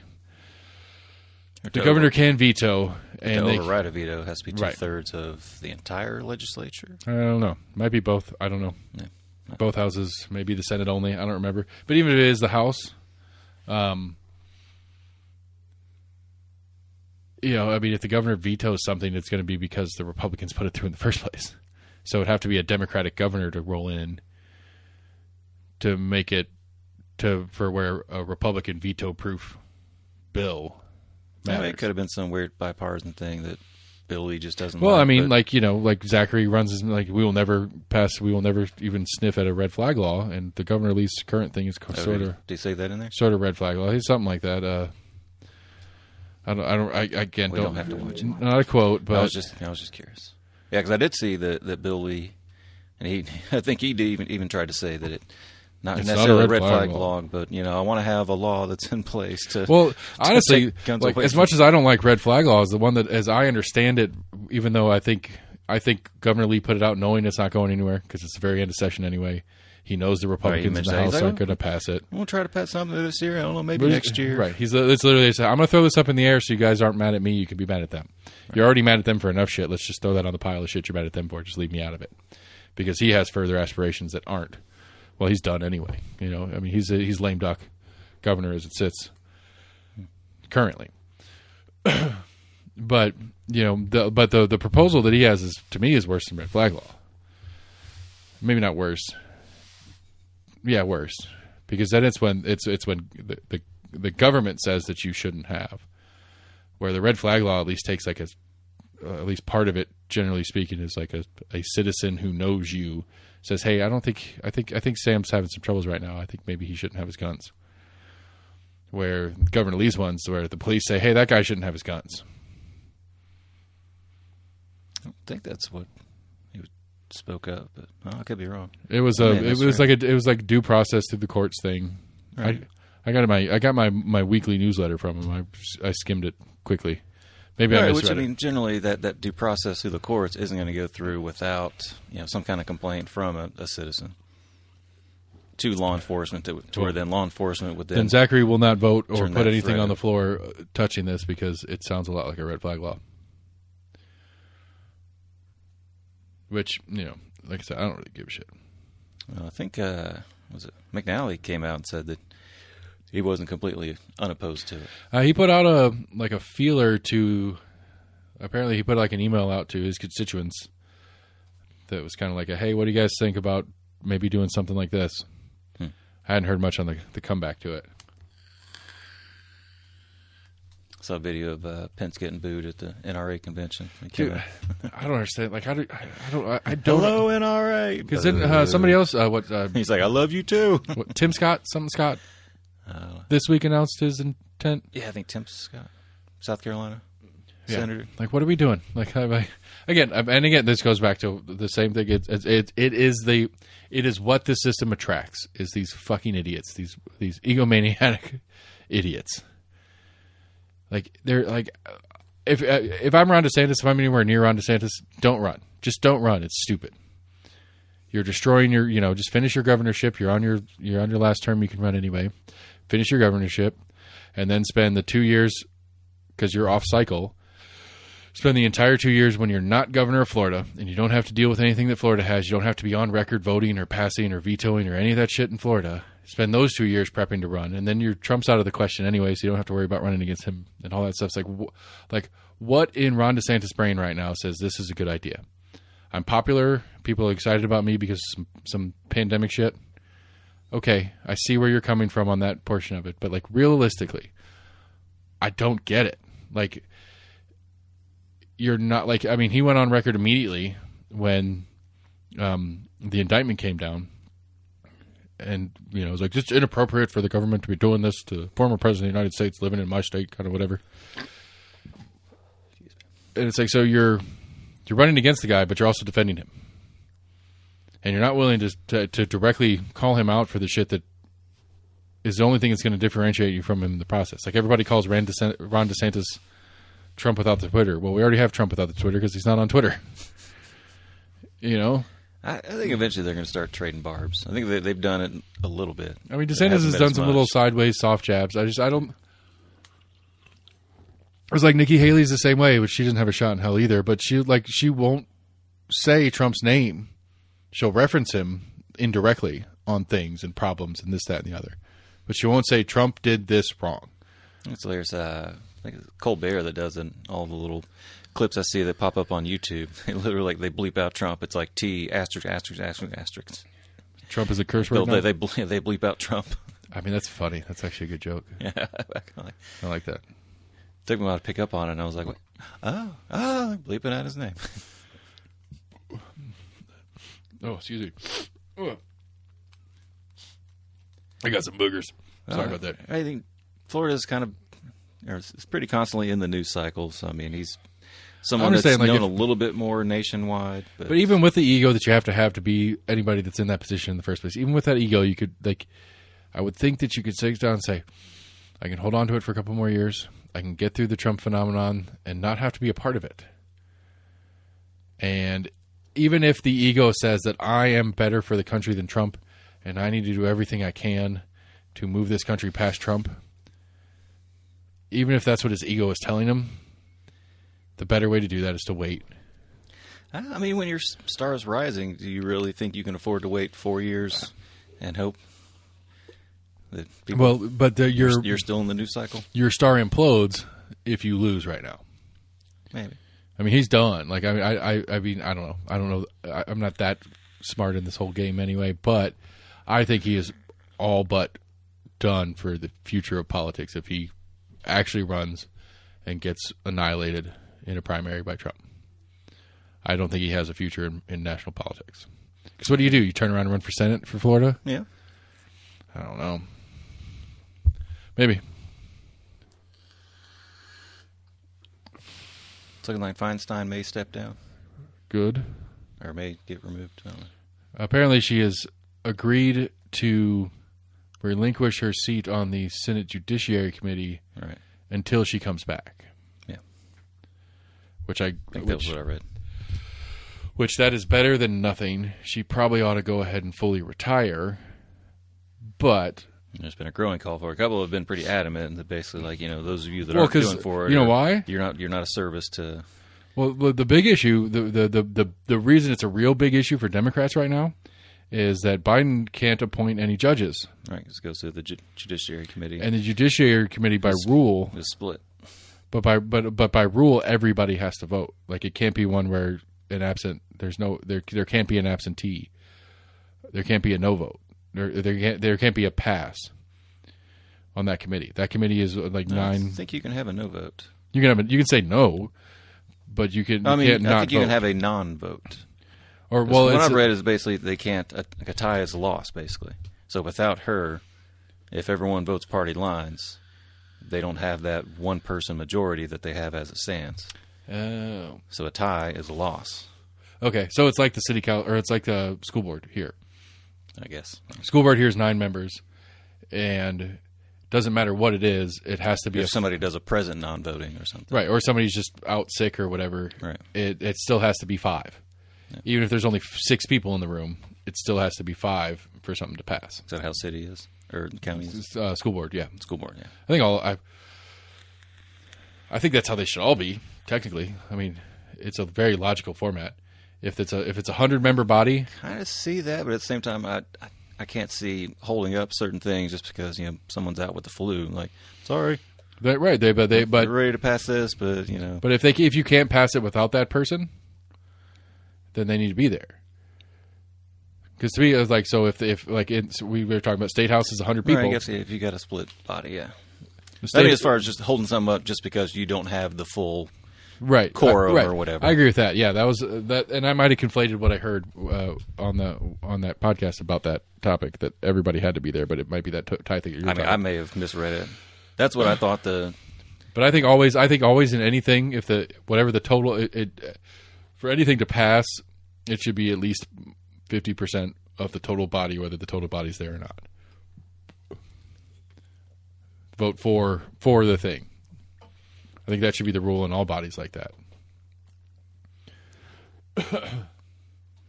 Like if it's like in the Senate right now, which is like what, 50-50? 51-49? I think it is 50-50 still. So With Harris as the tiebreaker. Yeah. So what happens if so Feinstein's out in California and it's a 50-49 vote? Is that enough to win? Because she was not there? Or I'm sorry, it's a 49-50 vote. I think right now is because I think the nominees start with the Judiciary Committee. I think they have to. I think it goes up from there. They have to be recommended. Yeah, no, I'm talking about the Senate at large. Gotcha. So there's the U.S. Senate is 100 well, people. I think that's what I think. My understanding of it was essentially these nominees are stalled in the Judiciary Committee. Right. Right. No, I agree with you on the specific of that one. I'm just talking about the Senate as a whole. Right. If an item comes through the Senate, and let's say the Democrats are trying to push it through, and it's a Democrat-led bill, Right. and Feinstein's out sick right now, Yeah. and the rest of the body is there, the other 99 members. Well, I guess it's only 48 Democrats, 1 independent. Feinstein's missing, and then the 50 Republicans vote no. Right. But it's 49-50. It's not a tie, so Harris doesn't get to chime in on the tiebreaker. So that loses. Yeah.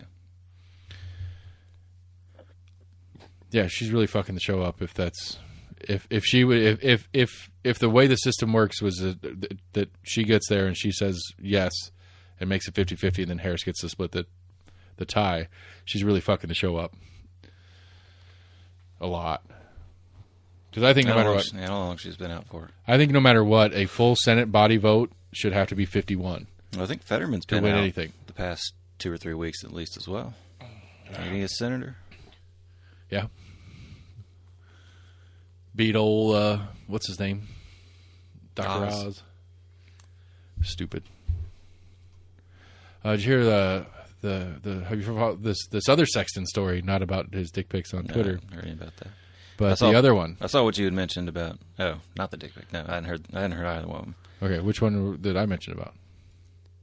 Oh, maybe I thought you mentioned it. Maybe it's something I read and I thought you had said. No, about him not living in the. That's what I was about to bring up. I don't know if I'd said that to you or it's been think a you mentioned it story earlier. around. I think you mentioned it earlier. Yeah, it's pretty crazy. There's a couple crazy parts about it. I don't know what he does. I don't know what his day job is. But apparently, he owns a $600,000 house in around Nashville. I guess Brentwood. Probably, I don't know. Where does what is he? What's his district? Crossville. Cameron Sexton. House Speaker. So the 8th Speaker, blah, blah, blah. Sexton previously held House. I don't care. I don't know about he is.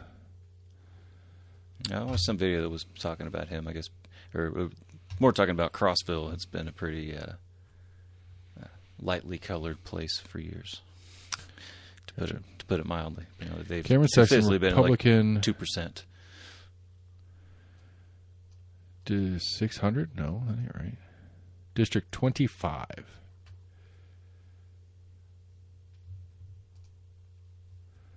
Great picture internet. Way to go, state. Zoom in. Enhance. Enhance. Yeah. That tells you a lot right there. Yeah, don't tell me nothing. I'm pretty certain it's, Monterey, Putnam County. I think it's like right outside of Crossville. 40 passes through.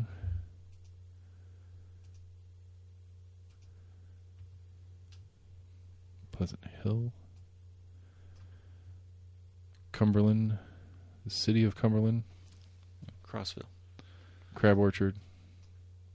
It says Crossville. Or did that say Caryville? Right there where it said Cumberland. Go back down. Son of a That's where it bitch. said smaller. In the middle of the brown area, it said Sevierville. Or Crossville. You done fuck some shit up. I broke this motherfucker. Way to go, state map. What a riveting podcast.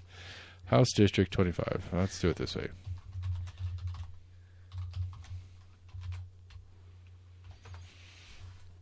You're going about it all wrong. You know what? Yeah?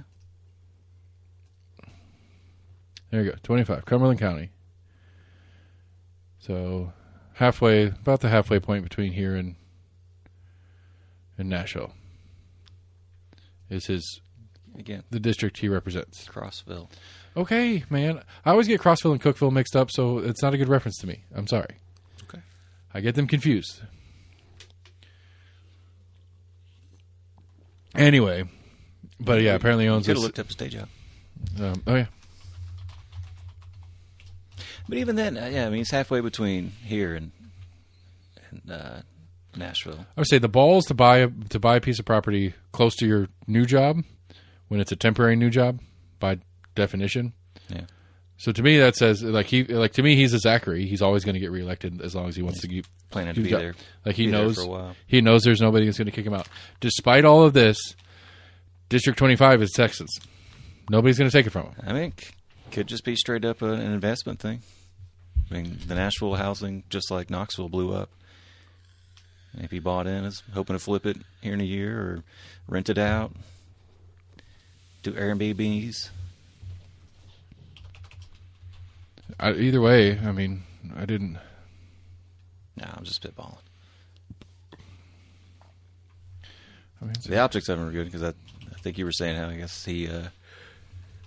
Maybe it was something I was reading. No, yeah, I think it was when I clicked on the Tennessee Holler to check out their website. I think that was where I was reading about it. he's a career politician. Early career after graduating from college, he worked on the state Senate campaign of Randy McNally. He had jobs in banking and marketing until 2008. In 2008, he unsuccessfully ran for mayor of Crossville, losing by 60 votes. He was community liaison for U.S. Rep. Van Hillary. Elected to State House and rise to power. Sexton was first elected to Tennessee House of Representatives in 2010. Elected to the House Majority Whip in the 108th Assembly. Served as a major caucus chairman for the 111th Assembly. Sexton became Speaker of the House in 2019. Who was us? Dude that got arrested. Sexton was reelected in 21 and again in 23. A unanimous support of State House Republicans to a tenure in the State House. Doesn't talk about his non-politics. Personal life. Sexton has one child with his wife, Lacey, who is a pharmacist. It's not a bad income job. I don't know if a pharmacist can afford a $600,000 house.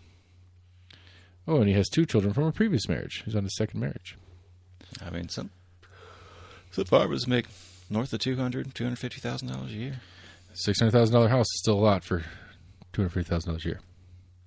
On a 30-year mortgage that most people have, you Still- can't pay that off. It's still a lot. I don't know when they bought the house. It's a lot. Okay, I'm not saying it's unaffordable. I could buy a $600,000 house. Whether I could live the rest of my life would be a little bit problematic. But I mean, she's a pharmacist, and as far as the wiki page says, he is the speaker, which I think the speaker gets a little bit more than the average, which is still only like $27,000 a year. So if she's making $250 and he's making $30, $35, that's a lot of house for $275,000 a year in income. Just is. What would be considered affordable for a household income of $250,000? I mean, to me, $600,000 seems affordable for a household of $250,000. Oh, what's the rule? The rule is 20% of your annual would be in your payment. So it would be, I find a mortgage calculator. Sorry, getting off topic. No, it's good. I like it. 30-year fixed monthly payment of $1,500. So,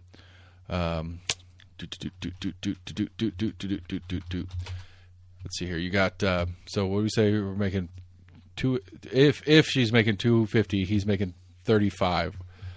$285,000 a year divided by 12. It's $23,000 a month times 0.2. A $5,000 mortgage would be a decent budget. So it'd be right there. Okay, so there'd be about a $600,000 house.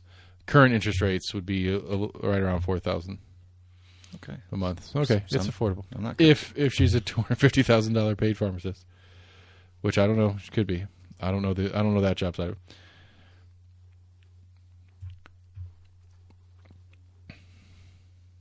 I know. I made a big deal out of. Mr. Bust. Oh, never mind. I made a big deal out of Mr. Sanders buying a $600,000 house, and you call me stupid. And Bernie Sanders? Yeah. Bernie Sanders. Bernie Sanders. Yeah, because I'm pretty sure I read multiple stories at that time that that was a big story of like, he just bought this house. And like most people, he had just sold his previous house. Well, that doesn't take it wasn't, but it was implied that he had just bought this separate house. But that's a good point on what we're talking about. Is if this is Sexton's second house, right? Supposedly, I don't know. Right, but if for the lawyers out there, allegedly Sexton owns a house in the Greater Nashville area. He has to have residence in his district. in his district to run and hold the seat. So, yeah. I'm assuming there's some kind of rule that you have to live there for a certain percentage. I mean, you have to have residence there, and I don't know what the rule is for what residence is. Right. But so yeah, he has residence. So, I would assume that Putnam County is not the most expensive place to live, but he has child support on 2 kids, presumably, and another one.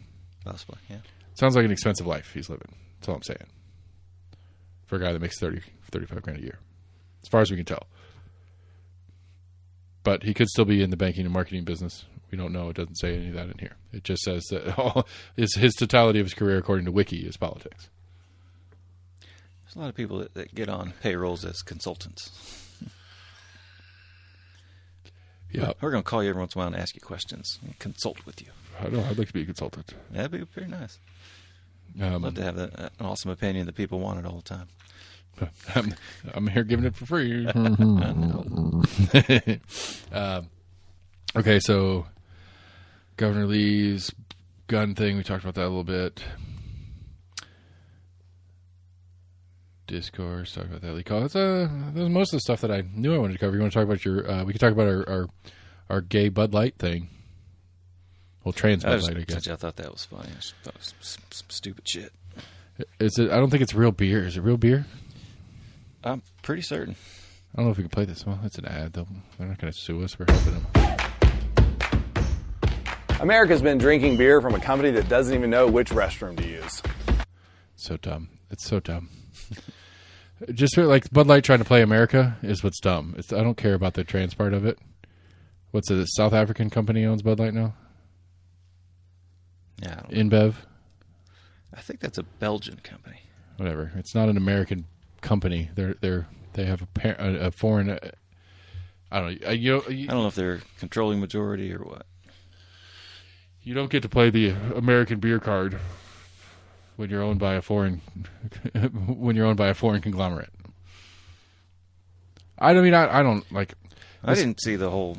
I never saw the original ad, and then first I thought I saw something that There was no ad. that it was fake, that it wasn't anything anyway. Tell you what, it's brilliant. I think there was like some popular transgender performer that Bud Light did collab with for like a marketing special, commercial. Right, Or something. it was a special edition can Okay. that had her face, her face on it, and that was the one that like Kid Rock bought a case of and then shot it with a gun, and everybody got all excited about it. Then Travis Tritt said he will no longer allow Bud Light to be served in any of the venues on his tour, and a couple other people, and it's like. See, I thought I originally saw that like there was no real ad, and that was something that was made up, but I didn't. But maybe that was some aspect of it that was supposedly made up. I don't know. I never put any much thought into it to actually look and see what the fuck they were talking about. It wasn't worth my time. Like this is the one. Like to me, this is the real one. This is the real part of the conversation. Anheuser-Busch stock dropped $5 billion in market cap following the backlash of this campaign.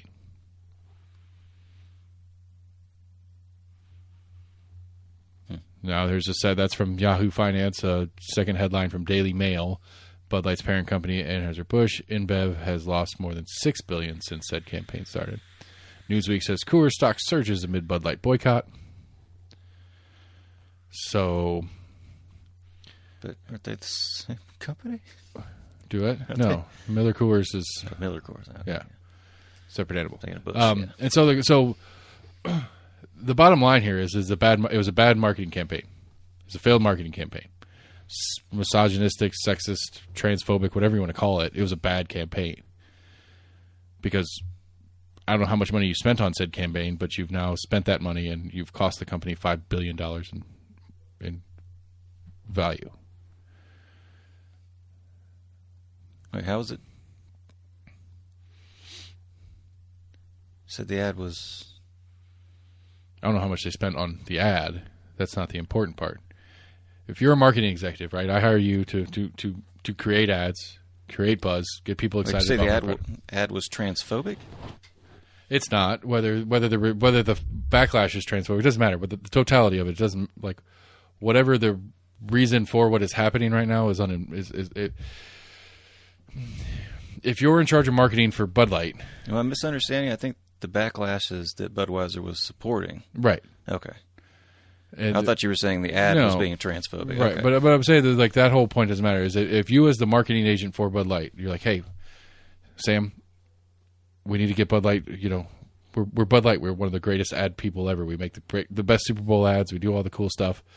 We need to start a new ad campaign. What do you got for me? And you come back with this, you know, Dylan whatever thing, and we say, okay, let's do it. This is the result. You're fired. That was a terrible ad campaign. They have been.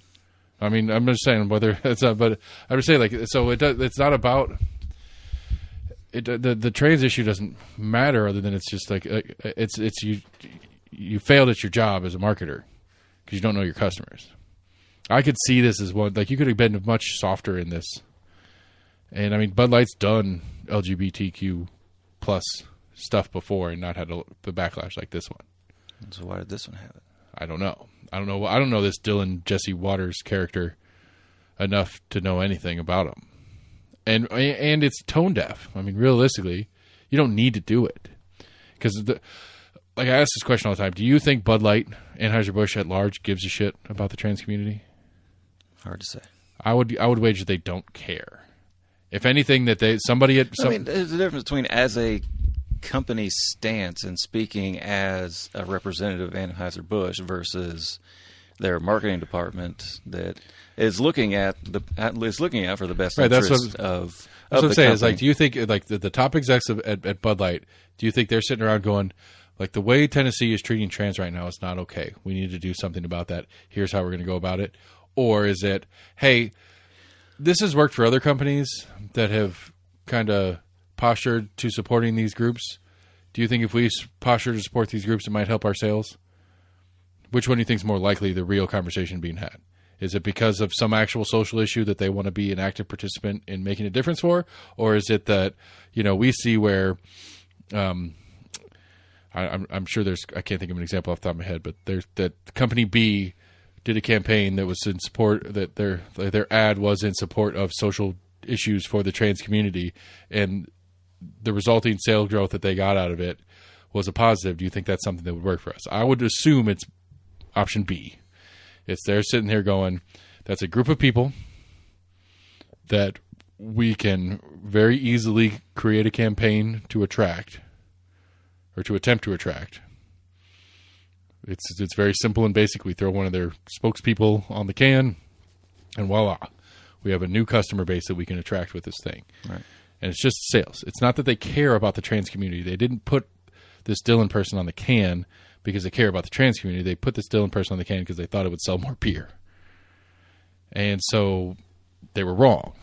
They don't know their customers, and they were wrong. Yeah. It doesn't make Bud Light transphobic or pro-trans, because they weren't ever that anyway. All they cared about was more people buying their beer. And so, like, this idea that, like, theoretically it says something about how ridiculous the massive Bud Light drinkers are, that they give a shit about some weird person's picture on their can of beer.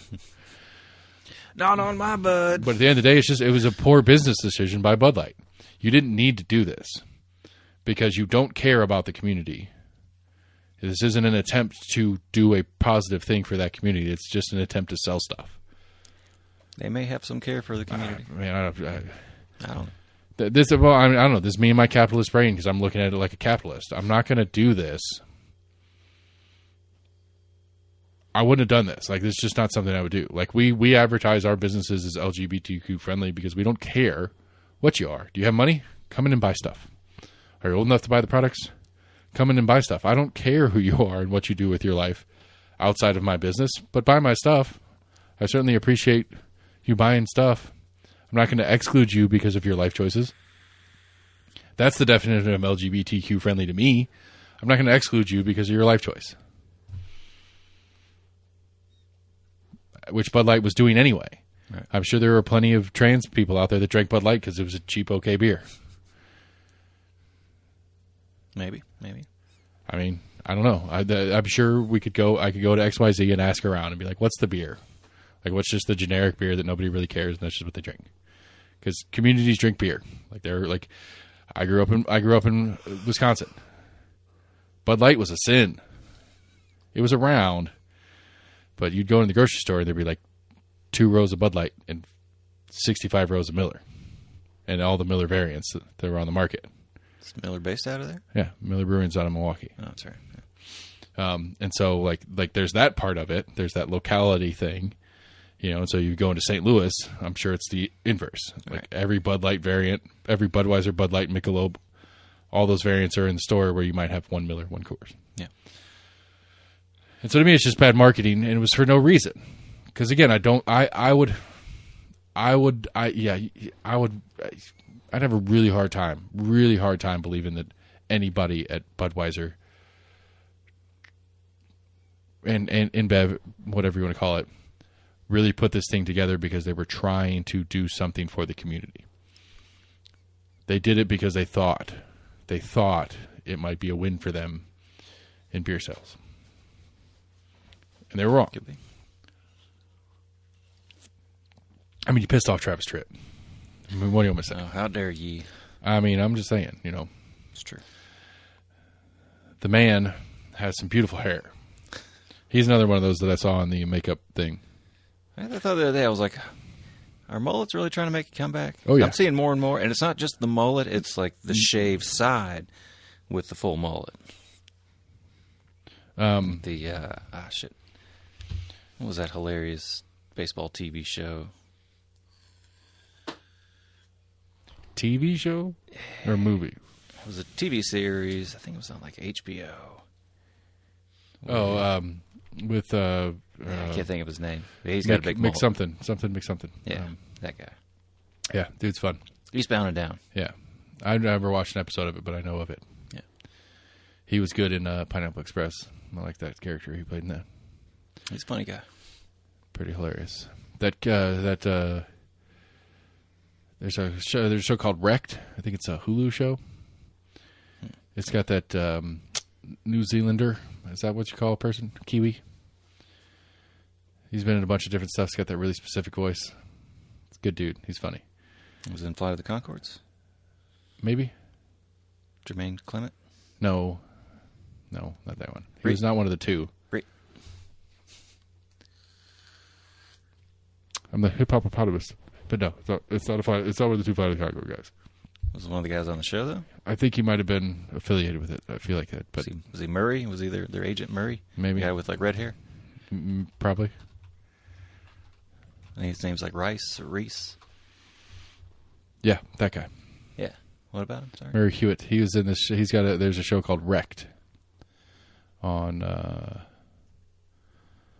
something on Hulu or one of those, and it's a funny show. Like he's accidentally the pirate, the captain of a pirate ship, and he's really bad at it. He's really funny, and it's just like his voice and the whole thing. Or no, everybody dies. I'll have to look it up, figure out what it's called. Yeah, I watched the stand-up he did, and his character in Flight of the Conchords, and it's pretty much like how he talks normally. You always kind of wonder if somebody's playing a character in TV shows, or if that's their normal. Ray Starby, that's his real name. Okay, that's what I was saying. I thought his name was like Reese. And I was like, oh shit, well, maybe his name was Murray. Never mind. No, it's Murray Hewitt is his. Yeah.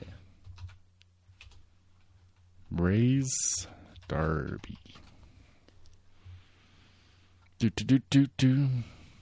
Our Flag Means Death. That's the show I was talking about. It's pretty fun. You were getting wrecked out of that? Yeah. Well, Wrecked is what's the one? Wrecked was It's got Gus Kahn in it. I think Wrecked was another one of the sitcom style shows where it was a plane crash. And it was like a desert island beach show. It was like Lost except funny. People also ask, is Our Flag Means Death funny? Well, some of the Rotten Tomatoes gave it above. Right. It shows Our Flag Means Death is a hilarious look at pirate life on the high seas, a lighthearted comedy that is often at times offers thoughtful moments. Audience, it gives a Google rating of 4.8 out of 5. Audience review K says, "This is all I've ever wanted in a show. I feel like I had given up hope on not being queer-baited and seeing canonical and respected non-binary characters. It's hilarious and beautiful and has diverse representation." Holy shit. There are people that Kay is buying Bud Light now. Kay is one of the few that have started buying Bud Light because of what just happened. Nice. Okay, to finish on that thought, and I'll shut up and we'll go to the news of the weird. Because that's the thing, is like there are people out there that are part of the group that's like the pro LGBTQ group or whatever, that's like mocking and laughing and calling Kid Rock stupid and Travis Tritt stupid for hating on this, and like kind of giving us a fuck you, we'll show you, but it's not happening. Which I guess is part of what's like what I'm racking my brain on trying to figure out. It's like, who cares if it's happening or not? I mean, who cares in the first place is really the problem. Like, who gives a shit? I'm assuming $5 billion was a big hit to them. I don't know what their general holdings are. If the company value lost $5 billion, yeah, it's essentially, I guess, what the stocks are is the company's valuation. Yeah, which I mean, it's probably maybe it's just an inside thing. Maybe they did that, so then now it's probably a couple $1 trillion valuation. Stock buybacks at super cheap, comparatively super cheap. It's not. I mean, it's probably not. It's not an unheard of move. But yeah, the moral of the story to me is like, why does anybody care about any parts of this? But well, that's an interesting story. Have you followed that at all? Yeah, that's my character again. A little bit.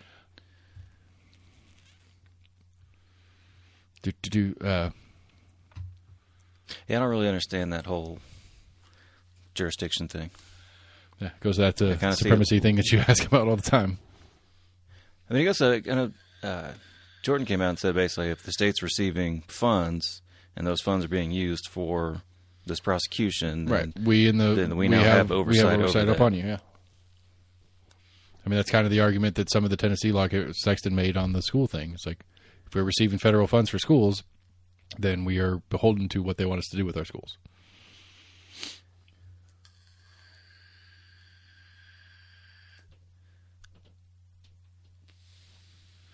Right, Because- but I don't know if that means as far as like, subpoena powers to come in and sit for a deposition. I can understand of, hey, we give you rights or we give you funding. We have the right to know what that money's going to, not necessarily to subpoena you. I would to think it would come go all and the way. sit down We have the right to ask you specifically what you're doing with that money, and not just because in documentation you can say I spent it on X. Well, what does X pertain to? What is the greater cause of why you're spending it Well, on I mean, X? is there a set fund that specifically goes to the district attorney's offices throughout New York State that I don't comes know. from federal funding? I don't know. Or is it federal funding that goes to New York State, then New York State then doles that down to essentially everyone? So everyone is 6 or half dozen. Yeah. Yeah, that's I would think- that's where I got kind of confused. I would think essentially. I would think the play would be in the federal government stance when you're handing out grants and stuff like that is to take as much as you can. Yes, is that we're handing to the state of New York to do this limited parameter of things, and anybody who gets to touch that money, we have the rights to.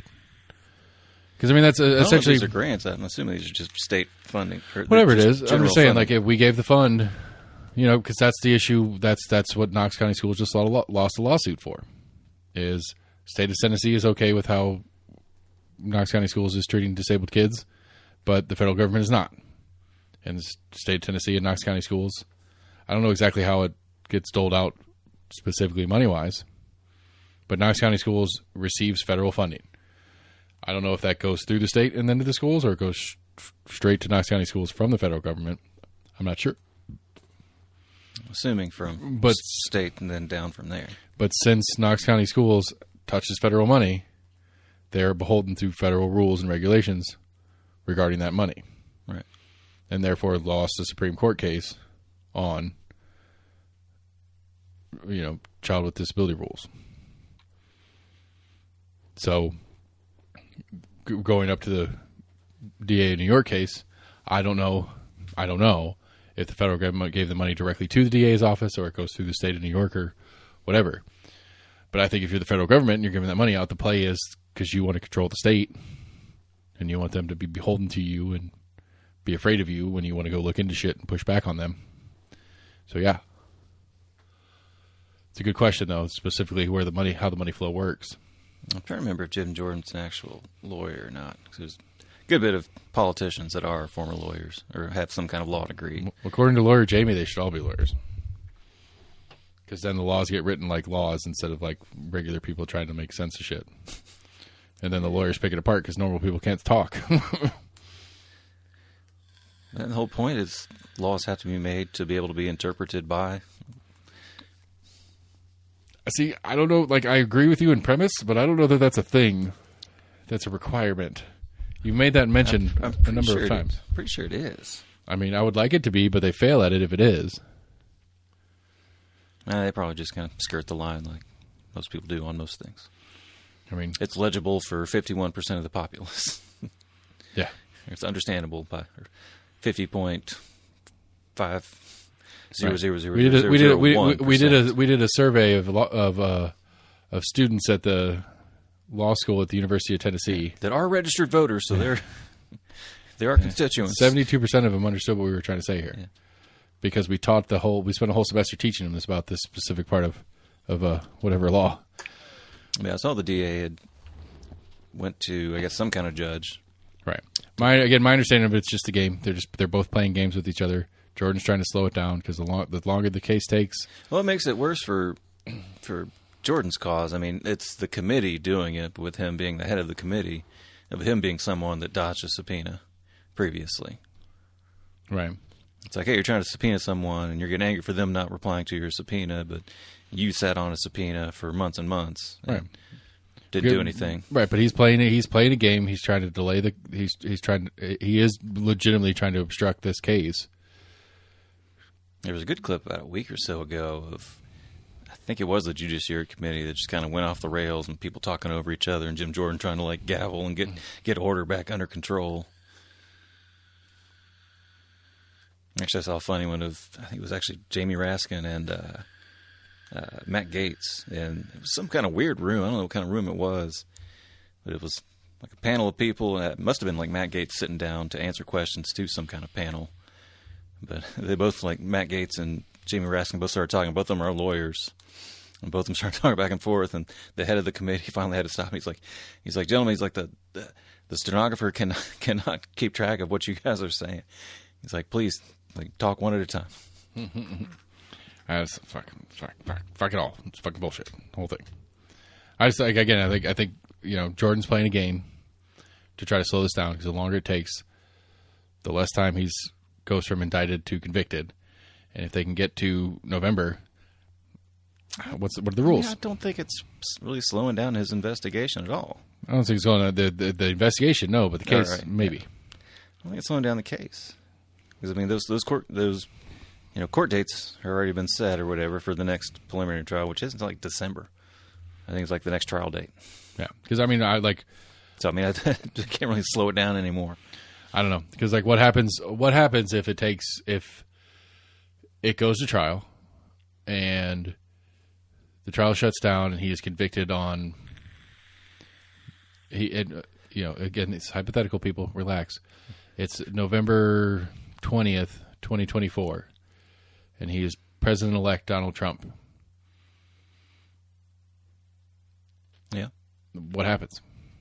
How does this work?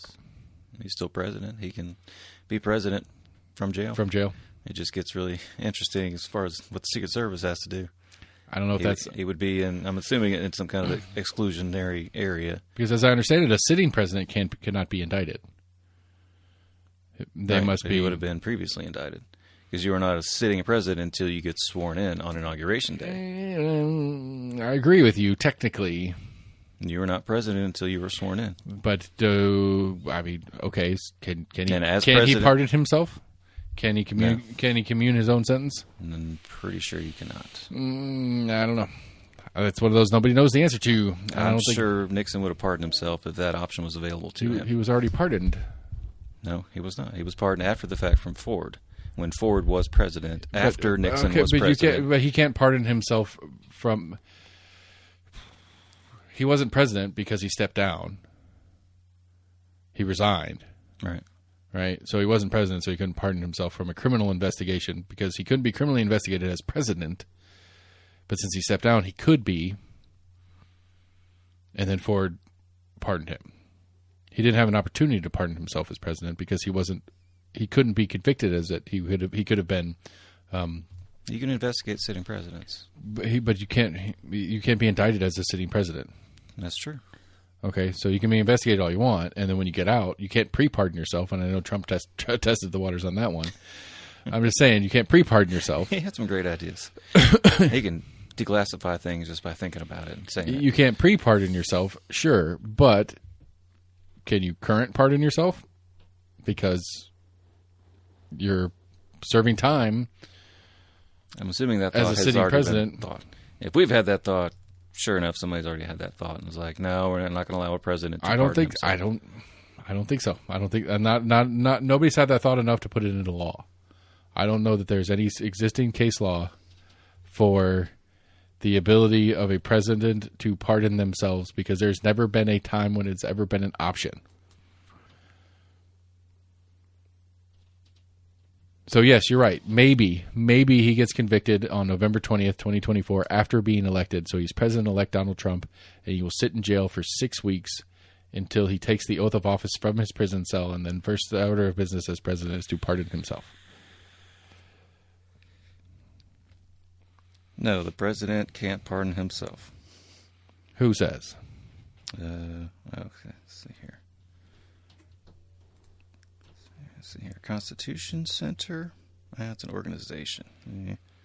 I don't think there's any language that speaks on it. Period. Is my Power to point. grant reprieves and pardons for offenses against the United States, except in cases of impeachment. Blah blah blah. Right.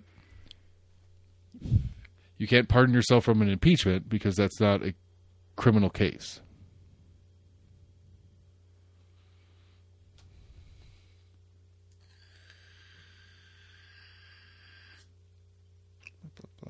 Let's see here. Is this a whole like? It's fucking. It's like all the words from like a podcast. It was like so and so says this, and it was like a paragraph. And I'm like, I don't want to read commentary from a podcast. I believe I am correct in saying that there is no case law for it. There is no specific language in the Constitution about it. I guess there have been debates, so maybe There's been it's not something in conversations, law. but there's nothing officially in law on it. And so I believe he could. Or he could try, and then we'd have a fun Supreme Court case as a result. Apparently Trump has said this in 2018 as president. That, as has been stated by numerous legal scholars, I have the absolute right to pardon myself. But why do I do that when I have done nothing wrong? Here's a brief explanation. Blah, blah, blah. President has clemency powers. Grant reprieves.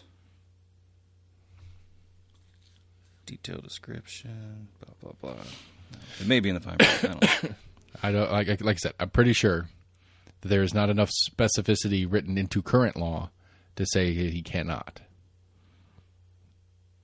So anyway, Stahl is the number one play in the Trump criminal lawsuit or criminal game right now. Yeah, this is not stalling anything. The next trial date is not till December. What is this stalling? I don't know. Then how is this a stall?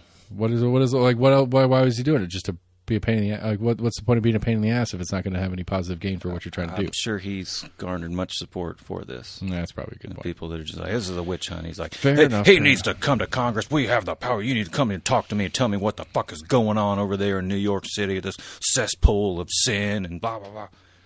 Yeah, I mean, it might be right. It might be. Yeah, that's fair. It could be just a political play. Drum beating bullshit.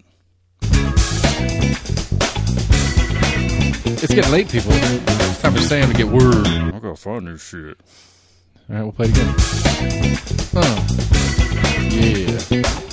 I can't not do that voice when I hear it.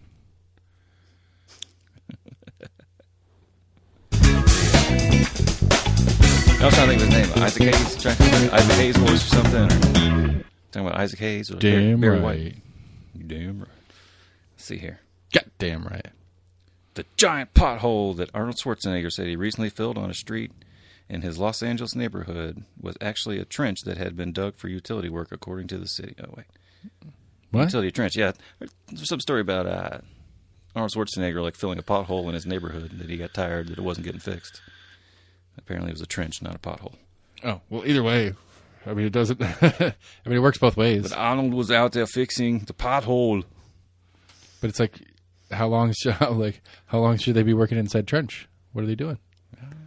Taking that long? I mean, and the one just up from the shop, they've had that big fucking metal plate on the street for almost a goddamn year now. It's been a while. There's a whole bunch of shit. There's a big mess. I want to go in that business and ask them, like, do you guys know what the fuck's going out in front of your store? I mean, Have I know you asked them why there's a plate just been out there for this long? I know the owner of that store. I know. I don't want to talk to that guy, but Nah, neither do I. yeah, plate's the thing. That's kind of funny though. It's a valid road covering. I mean, short term. I'm tired of driving over the damn for thing. the night. Yeah, I'm I got enough. I have enough tire issues as is. Right. I don't need a new one. Well, that means just like tire balance, tire alignment, and shit. Oh, well, that's what it is. There's that alignment shop right next door. That's a transmission place. Yeah, it's a That's transmission shop. That was the bug. That was my version of a joke. People, all right, that's the show, everybody. Sam, hit me with an outro, friend.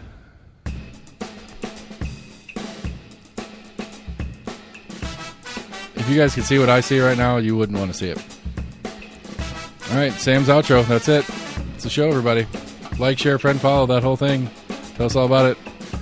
Send us an email about how much you like Sam's outro. almostinagreement@gmail.com. Big shout out to Eric Wader for pulling a clip of our show to yell at somebody for a reference. It's funny. Anyway, almostinagreement@gmail.com. Facebook, Twitter, YouTube. Go to the website, almostinagreement.com. Voter Guide 23 will be coming soon for all you city voters out there. Oh, shit, we skipped that whole topic on the city voting changes that are coming down. Oh, well. Suck it, Knoxville. You're going to deal with what the state tells you to deal with. Next cycle. Favorite podcast provider. Tell everybody about us. Do the things. Help us out. Appreciate everybody. Have a good night. Bye.